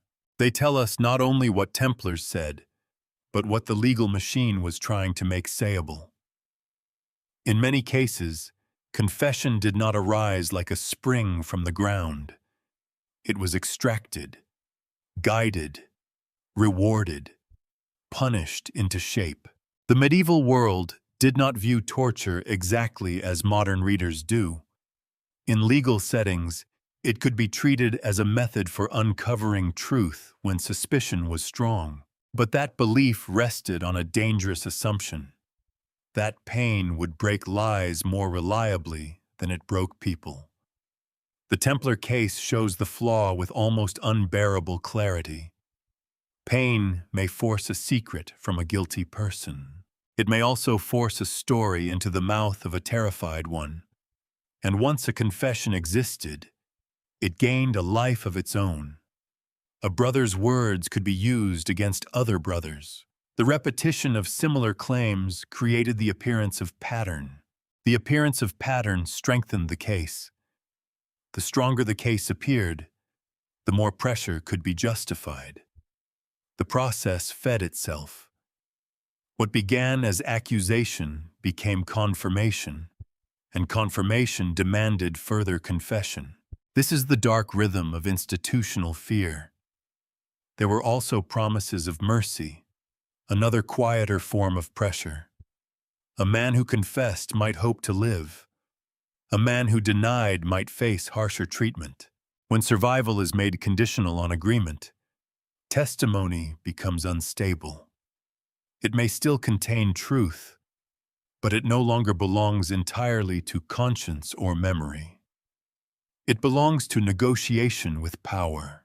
The question, then, is not simply whether the Templars confessed. They did.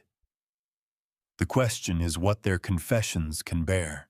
Can they bear the weight of proving an official, widespread, blasphemous initiation ritual across the order? That is much harder. The confessions varied. Some were detailed, some thin. Some brothers denied the charges. Some later retracted what they had said. The same alleged practices appeared in ways that suggest either a hidden pattern, a pattern imposed by questioning, or perhaps some uneasy mixture of both. The honest answer is uncomfortable because it does not give us a clean legend. There may have been irregularities in some receptions. There may have been harsh tests of obedience that later became exaggerated or misunderstood. There may have been superiors who abused their authority. There may also have been confessions produced largely by fear, shaped by royal expectations, and organized into a case that served political ends. The evidence does not allow us to stand inside every chapter house. What it does allow us to see is the machinery surrounding the testimony. And that machinery was not gentle. This matters because popular retellings often treat the confessions as though they emerged from a secret brotherhood finally unable to keep its secrets. The door opens. The truth spills out. The myth satisfies itself. But when we restore the prison, the interrogator, the threat, the damaged body, and the hope of mercy, the scene changes. The confession no longer feels like a clear beam of light. It feels like a flickering signal sent through smoke. It may reveal something. It may also reveal the smoke. There is another detail worth noticing. The alleged initiation crimes were not random. They matched the kind of acts that would horrify Christian society and destroy the order's moral claim. That does not prove invention. Real corruption can be symbolically devastating, but it does suggest why interrogators would focus there. The reception was the perfect point of attack because it could transform every Templar from a possibly flawed soldier monk into someone initiated through betrayal. Under that logic, confession became more than personal admission. It became a weapon against the whole institution. A single brother might confess in order to survive the day. But once written down, his survival words helped build a structure that could bury the order. He may not have intended that. He may not have fully understood how his statements would be used. Pain narrows the horizon. A prisoner thinks first of the next hour, not of what future historians will make of his sentence. That is one of the quiet cruelties of the record. The men who spoke under pressure became witnesses in a story larger than their own fear. Their words helped create the historical image of the Templar initiation. Even when those words were later doubted, withdrawn, contradicted, or shadowed by the methods used to obtain them. So when we ask whether the secret initiation was uncovered or manufactured, the answer may not be a single door opening onto a single room. It may be more like a corridor of distortions, some memories, some rumors, some local practices, some leading questions, some genuine terror, some political necessity, all pressed together until the record looked firmer than the human reality beneath it. What remains certain is the suffering. The brothers were made to speak in conditions where speech could no longer be trusted in the ordinary way. Their vows of silence, once sacred discipline, were broken not by confession freely offered before God, but by custody and pain. The order that had demanded obedience from them now could not protect them. The king's power had entered the chamber, and the words that came out would never stop echoing. A confession can look like truth. In the Templar trials, it may also be the sound of a man learning what he must say to remain alive. Chapter 11. The Brothers Who Took It Back. There is a particular kind of courage that does not look like courage at first. It does not ride forward beneath a banner. It does not strike the eye with armor or ceremony. It happens in a room where the person speaking already knows that speech may cost him everything. For some Templars, that moment came after confession. They had spoken under pressure. They had admitted, or seemed to admit, that their reception into the order involved acts of blasphemy, shame, and forbidden obedience. Those words had entered the record. They had become useful.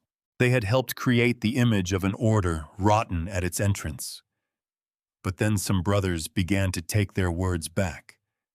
The recantations matter because they disturb the cleanest version of the story. If the confessions simply revealed a hidden truth, why did men later deny them when given different conditions? If the accusations were entirely invented, why did some confessions appear in the first place? The trial records do not allow us the comfort of a single, simple answer. They show human beings moving under fear, then sometimes moving again when fear changed shape. At papal hearings, certain Templars found a little more room to challenge what had been extracted earlier. Not freedom, exactly. That would be too generous. They were still prisoners in a world where the charge of heresy was deadly serious. But the setting was not always identical to the royal interrogations that had first broken so many men. Under papal authority, some brothers insisted that their earlier admissions had been false, forced, or made out of terror. That shift is crucial. It reminds us that testimony is not a stone tablet. It is an event. It happens somewhere under someone's authority with consequences attached. Change the room, the questioner, the threat, or the hope, and the same man may speak differently. This does not make truth impossible. It makes truth harder. It forces us to ask not only what was said, but what kind of world made that sentence possible. For the Templars who recanted, the danger was immense. A man accused of heresy could be punished.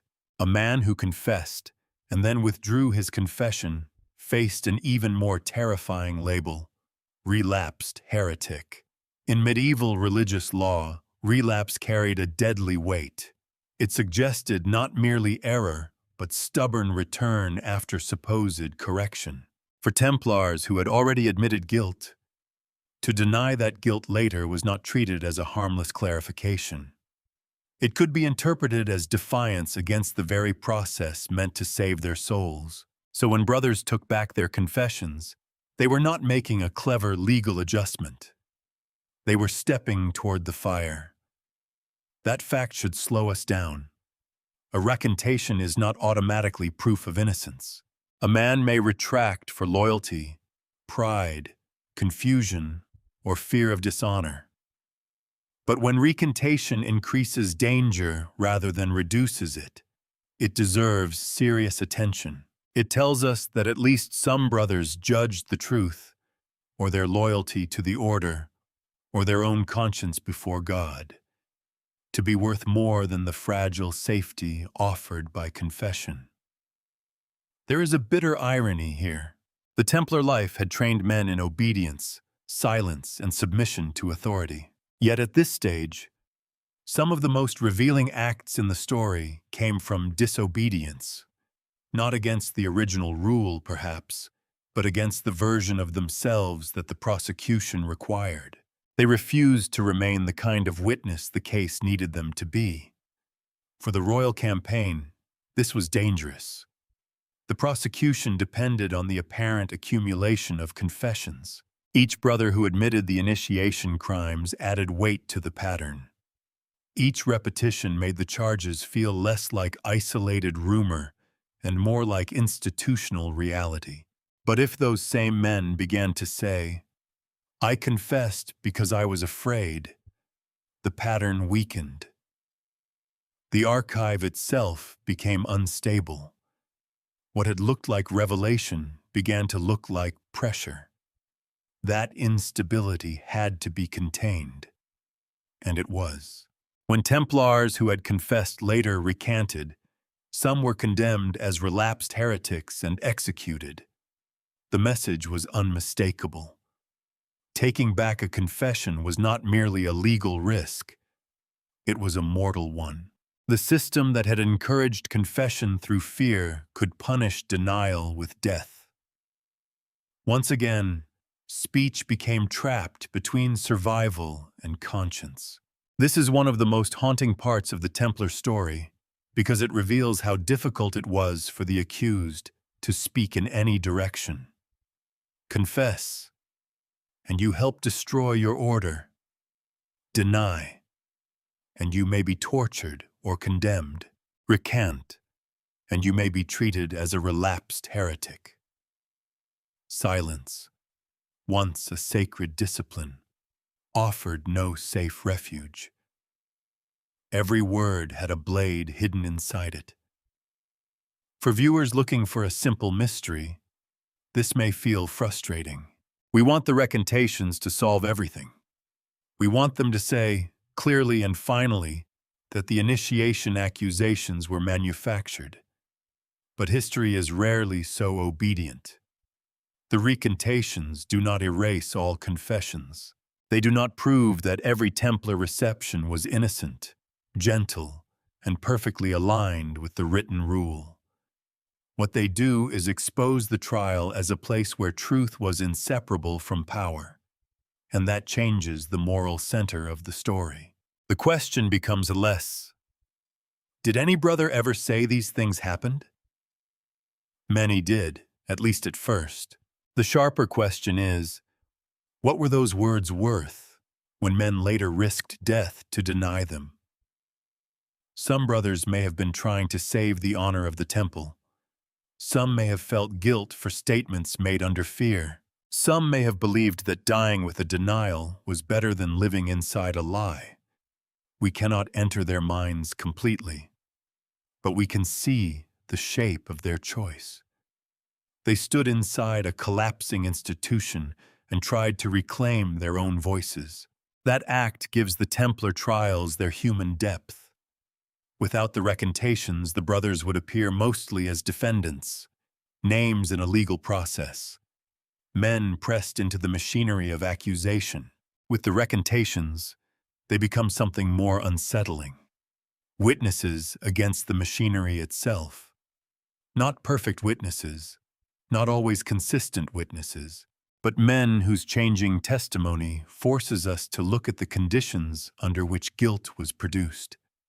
It also reveals why the initiation remained such a contested symbol. If the reception had truly been a universal ceremony of blasphemy, then recantation might look like collective denial. If the charges were largely imposed from outside, then recantation becomes a desperate attempt to restore the original meaning of the vow. The truth may not fit entirely into either extreme, but the recanting brothers make one thing clear. The official story of guilt was not accepted quietly by all those who had first seemed to confirm it. The order, even broken, still had men willing to defend its name.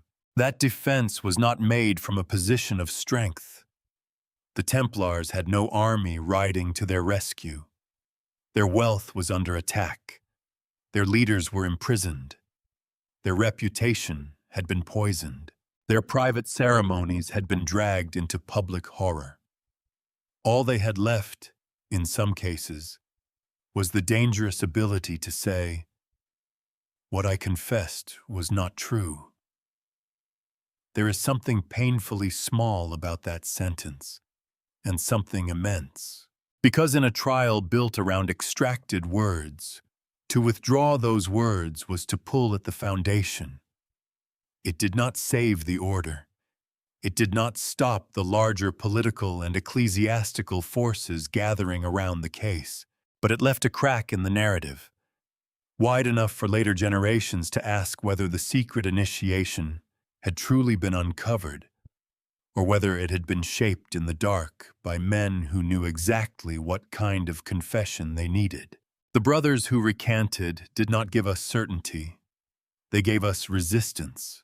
And in a story so often told through kings, popes, documents, and legends, their resistance brings us back to the human body at the center of it all. Frightened, imprisoned, wounded perhaps, but still capable of choosing one last dangerous truth over a safer lie. Chapter 12. Rome, France, and the trial behind the trial. By now, the story seems to belong to prison rooms. A brother questioned, a confession written down, a denial withdrawn, then spoken again with greater danger. A ceremony once called reception turned into the center of a case that could stain an entire order. But above those rooms, another struggle was taking place. It was quieter than torture, less vivid than a cross placed before a frightened recruit, and far less likely to survive in popular legend. Yet without it, the destruction of the Templars cannot be understood. The trial was never only about what may or may not have happened during initiation. It was also about who had the right to judge. That question mattered enormously. The Templars were a religious order. Their privileges, their identity, and their final accountability belonged, in theory, within the authority of the Church. They were not simply a French corporation that Philip IV could close at will. They were international, papally recognized, and woven into the legal world of Christendom. If they had committed heresy, then the charge was spiritual as well as criminal. The Pope could not easily be treated as a spectator. Philip acted as though urgency gave him permission. By arresting the Templars in France, seizing their persons, and driving the first phase of the case through royal power, he forced the issue before the papacy could calmly control it. This was not a polite request for investigation. It was a political fact placed on the table with iron weight. The king had moved. The accusations had been publicized. Confessions had been obtained. The order's reputation had already begun to collapse. Rome now had to respond to a crisis partly created by France. That timing was decisive. Once the image of secret blasphemy entered public consciousness, delay itself became dangerous. If the Pope resisted Philip too strongly, he could appear soft on heresy. If he accepted the king's case too easily, he risked allowing royal power to dictate the fate of a church institution. The papacy stood between two perils: the danger of seeming to protect corruption and the danger of surrendering its own jurisdiction. This is the trial behind the trial. On the surface, the question was whether the Templars had denied Christ, insulted the cross, submitted to obscene acts, or worshipped forbidden objects. Beneath it, another question moved like an underground river. Would the Church judge its own order, or would the French crown define the truth first and leave Rome to approve the consequences? Neither side occupied a pure moral position. The papacy had reason to take accusations seriously. Charges of heresy were not minor administrative complaints. If even part of the case were true, the spiritual danger would have been grave. No pope could simply dismiss such claims because they were politically inconvenient. At the same time, Philip's motives were hardly free from worldly interest. The Templars' wealth, independence, and symbolic power made them useful targets. Their fall could serve royal authority as much as religious purification. The difficulty is that these motives did not cancel each other out. A politically useful accusation can still contain fragments of truth. A genuine concern can still be exploited for power. A ruler may believe himself righteous while also benefiting handsomely from the ruin of his enemy. This mixture is what makes the Templar case so uncomfortable. It does not offer us a clean courtroom where innocence faces corruption in perfect lighting. It gives us overlapping authorities, damaged evidence, frightened witnesses, and institutions trying to protect themselves while claiming to protect the faith. For the Templars, this was disastrous. They were trapped between powers larger than any single brother.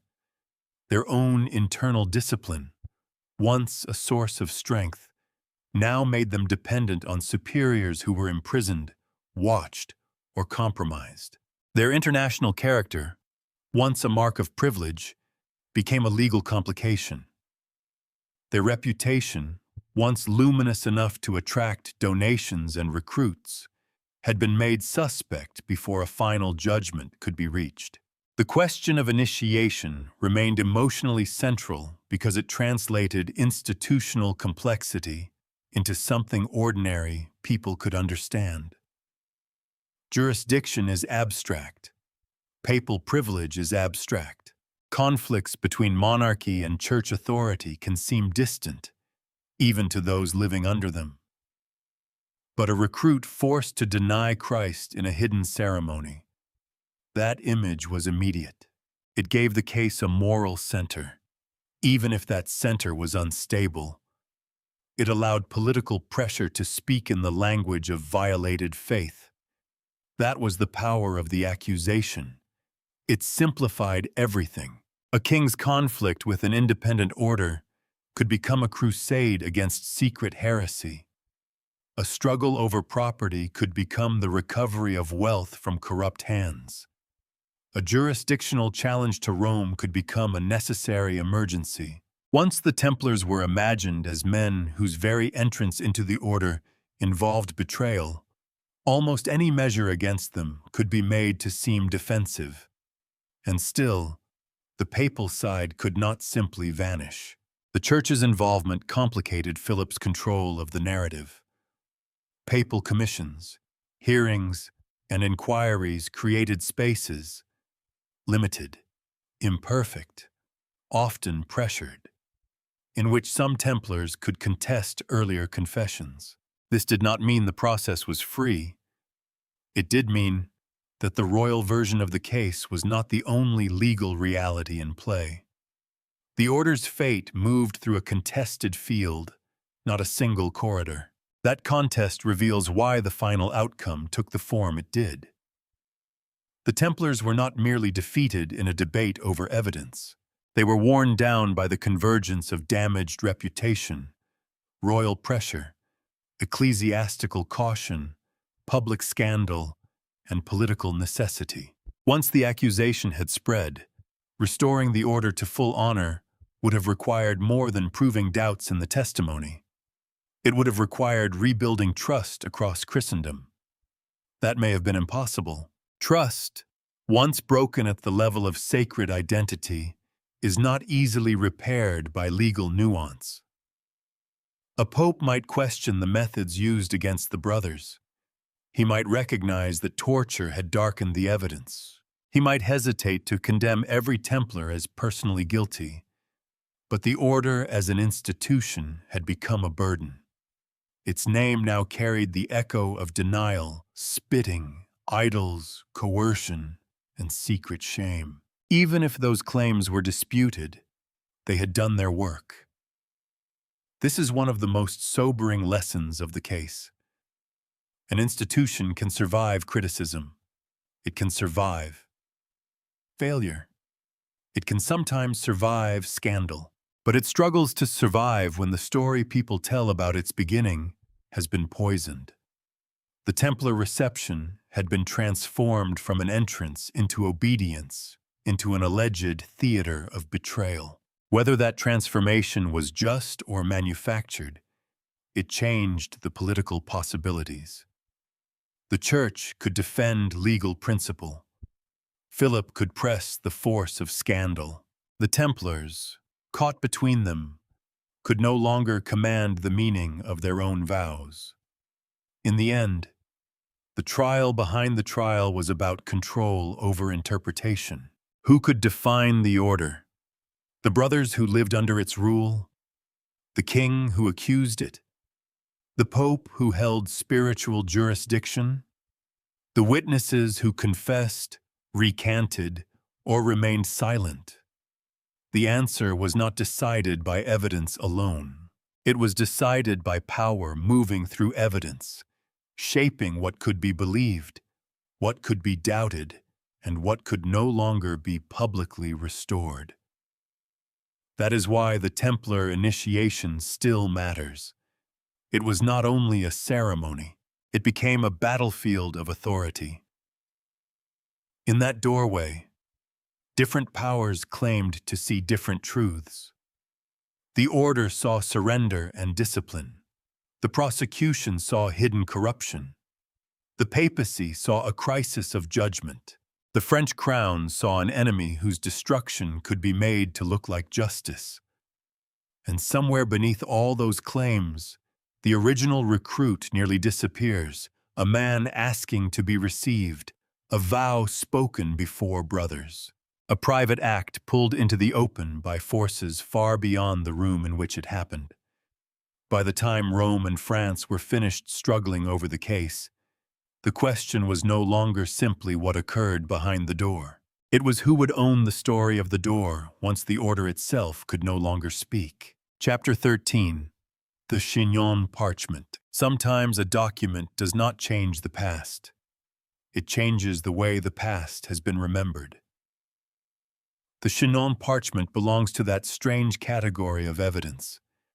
It did not rescue the Templars in their own time. It did not reopen the prison doors. It did not restore the order's reputation before Europe, or return confiscated property, or undo the fear that had already gathered around the word Templar. By the time modern attention returned to it, the men at the center of the case had been dead for centuries. And yet, the parchment matters, because it reveals a crack in the simpler story. For a long time, popular memory tended to compress the fall of the Templars into a dark but tidy sequence. Accusations, confessions, guilt, destruction. The order was charged with secret crimes. Its leaders were exposed. The church condemned them. The flames completed the judgment. It is a powerful version because it moves cleanly, and clean stories are easy to carry. The Chinon evidence makes that version harder to hold. At Chinon, leading Templars, including Jacques de Molay, were examined by representatives of the Pope. The details are complex, and we should resist pretending that one document solves every question. But its significance is unmistakable. These senior figures were not treated simply as men already beyond forgiveness. They were questioned. They acknowledged certain faults or failures as the record presents them, and they received absolution from papal representatives. That word, absolution, has weight. It does not mean the entire order was declared innocent in every sense. It does not mean every accusation evaporated. It does not prove that no abuse, no coercion, no irregular practice, and no distorted reception ever occurred anywhere in the Templar world.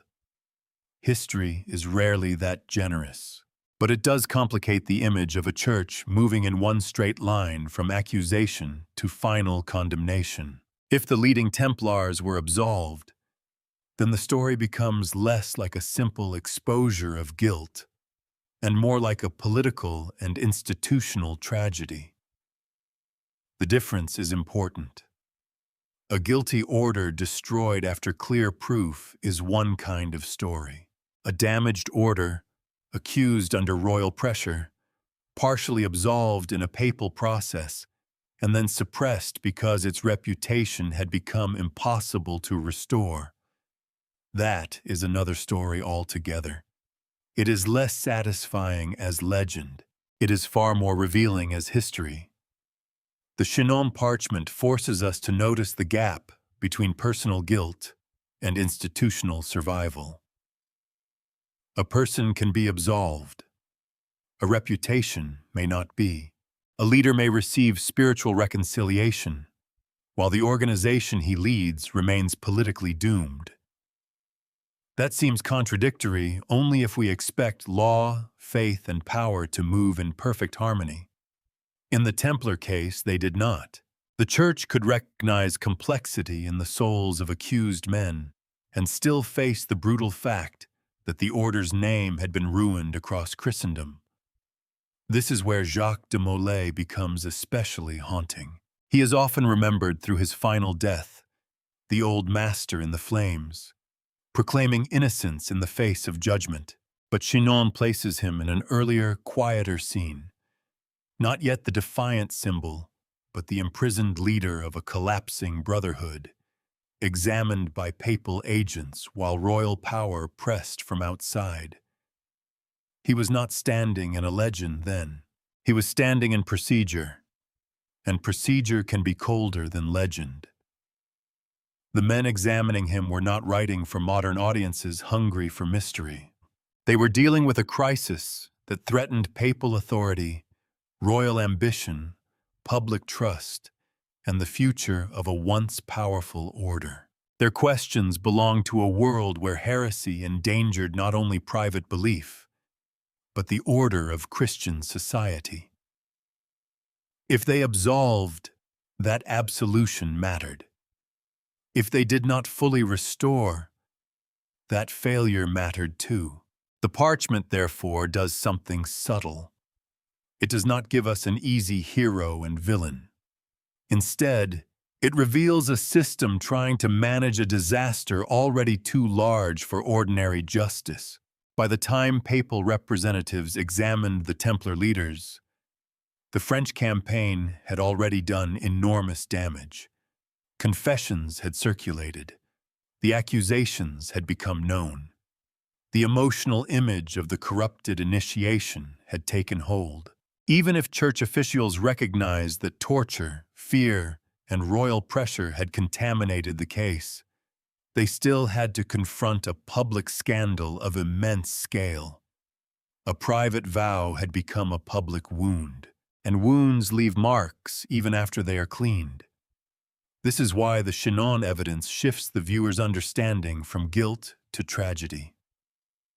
The tragedy is not that the Templars were proven innocent in every detail and destroyed anyway. That would be another oversimplification. The tragedy is that the truth became almost impossible to separate from the forces acting upon it. The order may have had internal problems. Some receptions may have been irregular. Some brothers may have confessed to things they had done, or thought they had done, or feared they had done. Others may have lied under pain. Still others may have spoken through confusion, loyalty, resentment, or terror.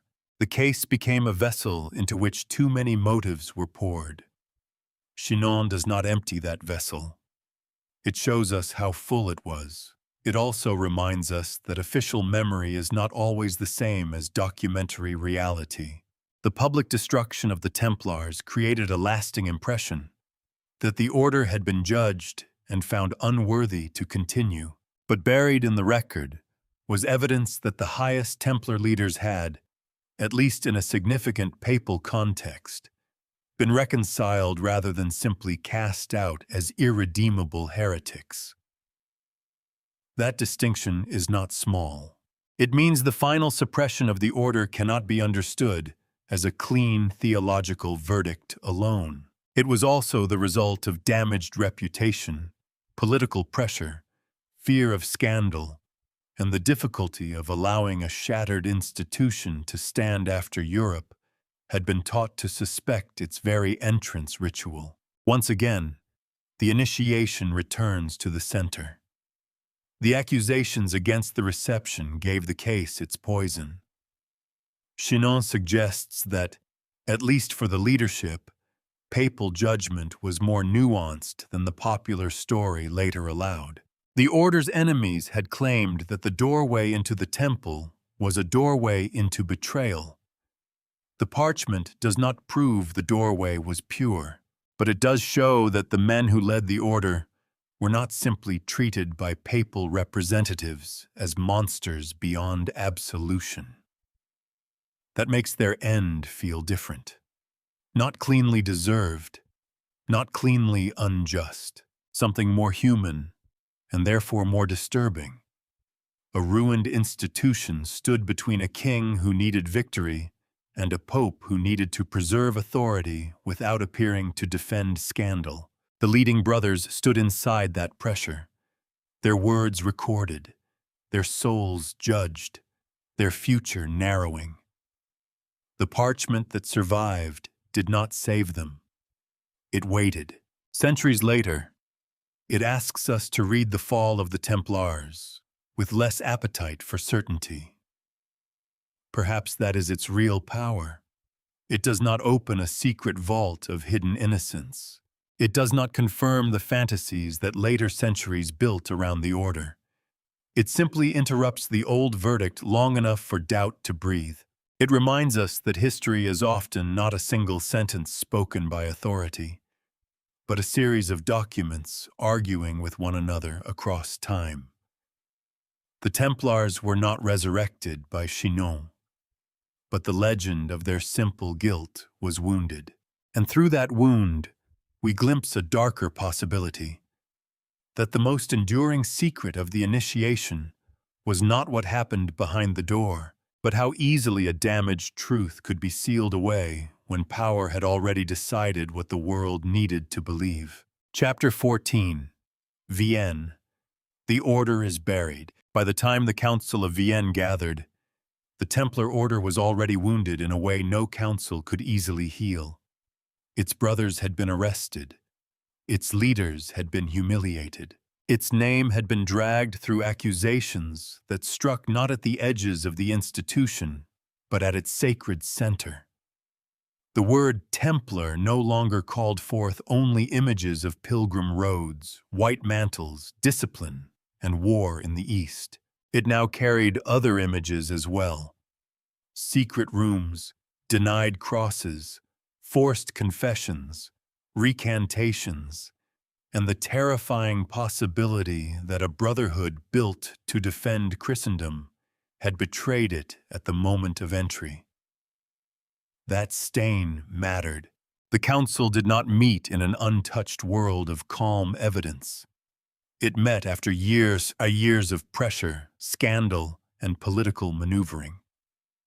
The order's reputation had already been altered in the public imagination. Even where the accusations remained disputed, the damage had become real.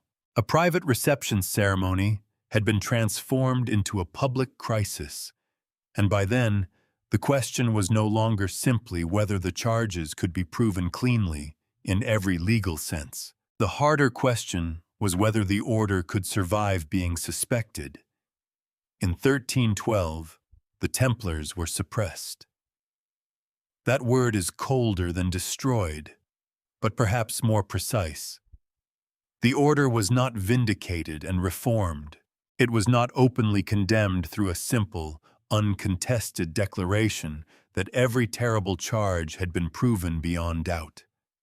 Instead, under enormous political pressure and with its name badly compromised, the institution was brought to an end. Its life as an order was buried by authority, even as the deeper truth of the accusations remained tangled in the damaged record. This is where the story resists the clean shape of legend. Popular memory often wants the Council of Vienne to function like a final courtroom scene. Evidence is presented, guilt is established, sentence falls. The curtain closes. But the actual history is more uncomfortable. The suppression of the Templars came in an atmosphere where royal insistence, papal caution, public scandal, and institutional exhaustion all pressed together. It was not simply the triumph of truth over deception. It was the moment when a powerful, compromised, and politically inconvenient order became too dangerous to preserve. Too dangerous, perhaps, even if not fully proven guilty. That distinction is essential. To suppress an institution because it has become impossible to defend is not the same as proving every accusation made against it. The Templars' enemies had succeeded in making the order's continuation feel intolerable. Its initiation, once an inward act of reception, had become a symbol of alleged corruption. Its secrecy, once religious discipline, had become a shadow people could not stop looking into. Its wealth, once justified by crusading service, had become a prize and a provocation. Its independence, once useful to Christendom, had become politically unbearable. By Vienne, the question of legal guilt had been overtaken by the question of institutional viability. Could the order still recruit men under a cloud like this? Could it still collect donations from the faithful? Could it still claim spiritual trust while so many trial records carried the language of denial, spitting, illicit obedience, and hidden shame? Could the papacy restore it without appearing to excuse heresy? Could Philip IV accept anything less than its end after having built his authority around the case? These questions did not require perfect proof. They required power, fear, and a calculation of what the Christian world could be made to accept. The result was devastatingly practical. The order was buried not only under accusations, but under the weight of damaged meaning. Its symbols had been poisoned. A white mantle could no longer simply mean disciplined sacrifice. A private reception could no longer simply mean religious entry. A silent brother could no longer simply mean obedient humility. The prosecution had attached darker interpretations to each of these things, and even doubt could not easily remove them. This is one of the cruel lessons of reputation. In law, uncertainty may leave room for defense. In public memory, uncertainty often works like acid. People may not know exactly what happened, but the suspicion remains. And when suspicion surrounds a religious order, especially one with money, arms, and international privileges, doubt can become almost as destructive as proof. The Council of Vienne must be understood inside that pressure. The Pope faced a nearly impossible task. To defend the order strongly might mean confronting the French crown and appearing indifferent to scandal.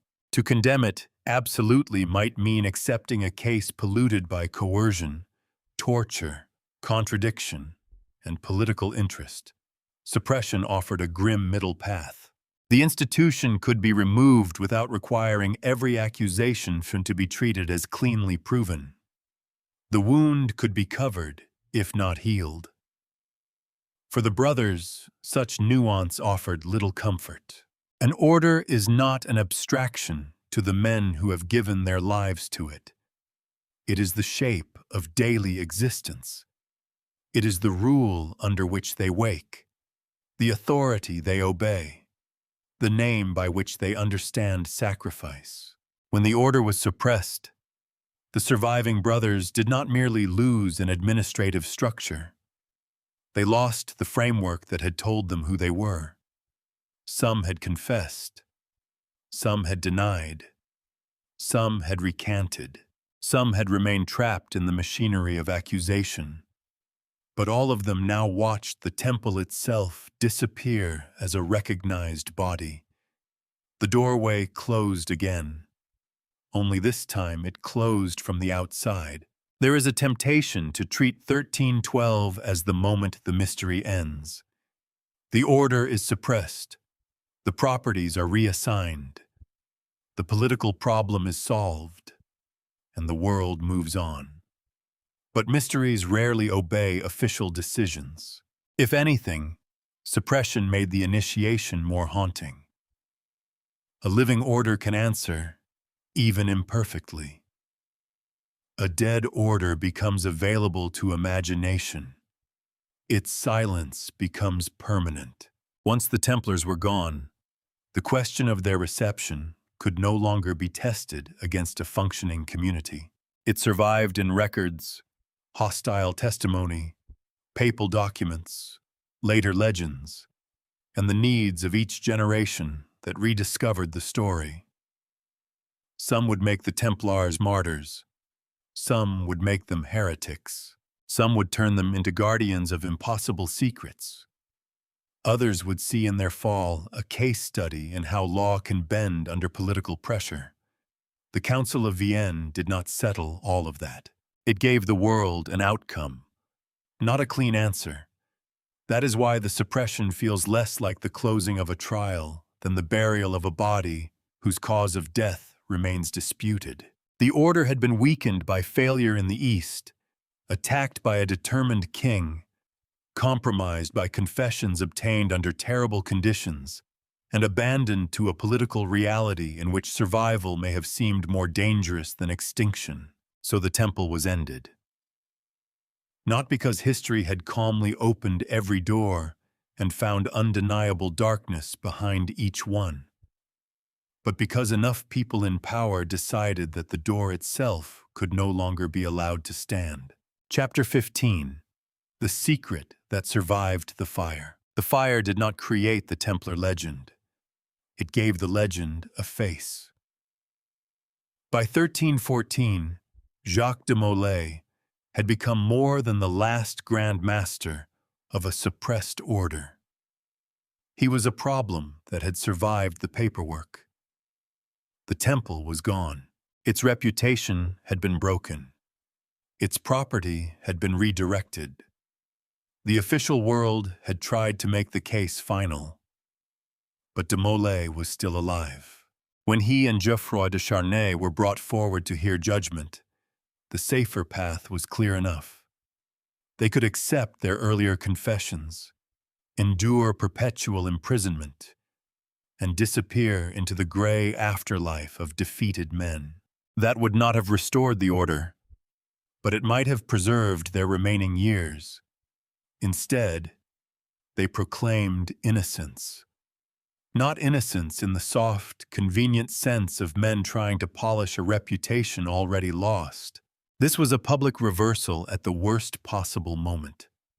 To retract after confession was to step into the fatal category of relapse. And so the last act of the Templar drama moved with terrible speed. The old master and his companion were condemned and burned. The image is difficult to separate from everything later generations placed upon it. Over time, Jacques de Molay became a martyr, a symbol, a warning, sometimes even a character in fantasies far removed from the medieval record. Legends grew around his death because the scene seemed to demand them. An old warrior monk, a fallen order, a king's victory, a final cry of innocence carried into flame. But if we strip away the later embroidery, the moment remains powerful enough. A man whose order had been accused of denying Christ chose death rather than let that accusation define him completely. That does not solve every uncertainty in the case. It does not prove that every brother was innocent, or that every reception was pure, or that no abuse ever occurred behind closed doors. History does not give us that kind of mercy. What it does give us is a final contradiction. The prosecution claimed that Templar obedience had been rooted in secret betrayal. Yet at the end, the order's highest surviving figure refused the obedience that would have kept him alive. If the initiation mystery began with a man surrendering his will before assembled brothers, the story ends with a man reclaiming his voice before the world. That is why the secret survived the fire. Not because the flames revealed a hidden ritual. They did not. Not because the Templars left behind a clean answer for later centuries. They did not. The secret endured because the evidence remained wounded. Confessions under torture. Recantations under threat. Papal nuance buried beneath political necessity, and a suppression that looked less like a clear verdict than a solution imposed on a scandal too dangerous to leave alive. Perhaps the true secret of the Templar initiation was never an idol in the dark, or a forbidden word whispered to a recruit, or a ritual preserved perfectly across hundreds of houses. Perhaps the deeper secret is more unsettling because it is more human. A private vow can become whatever power needs it to become. Inside the order, reception meant discipline, surrender, and belonging. To its enemies, it became the birthplace of corruption. To frightened witnesses, it became a memory reshaped by pain. To later centuries, it became a chamber into which every age could pour its own fears. Hidden elites, corrupted holiness, secret knowledge, betrayal behind sacred symbols. The Templars did have secrets, as all closed communities do.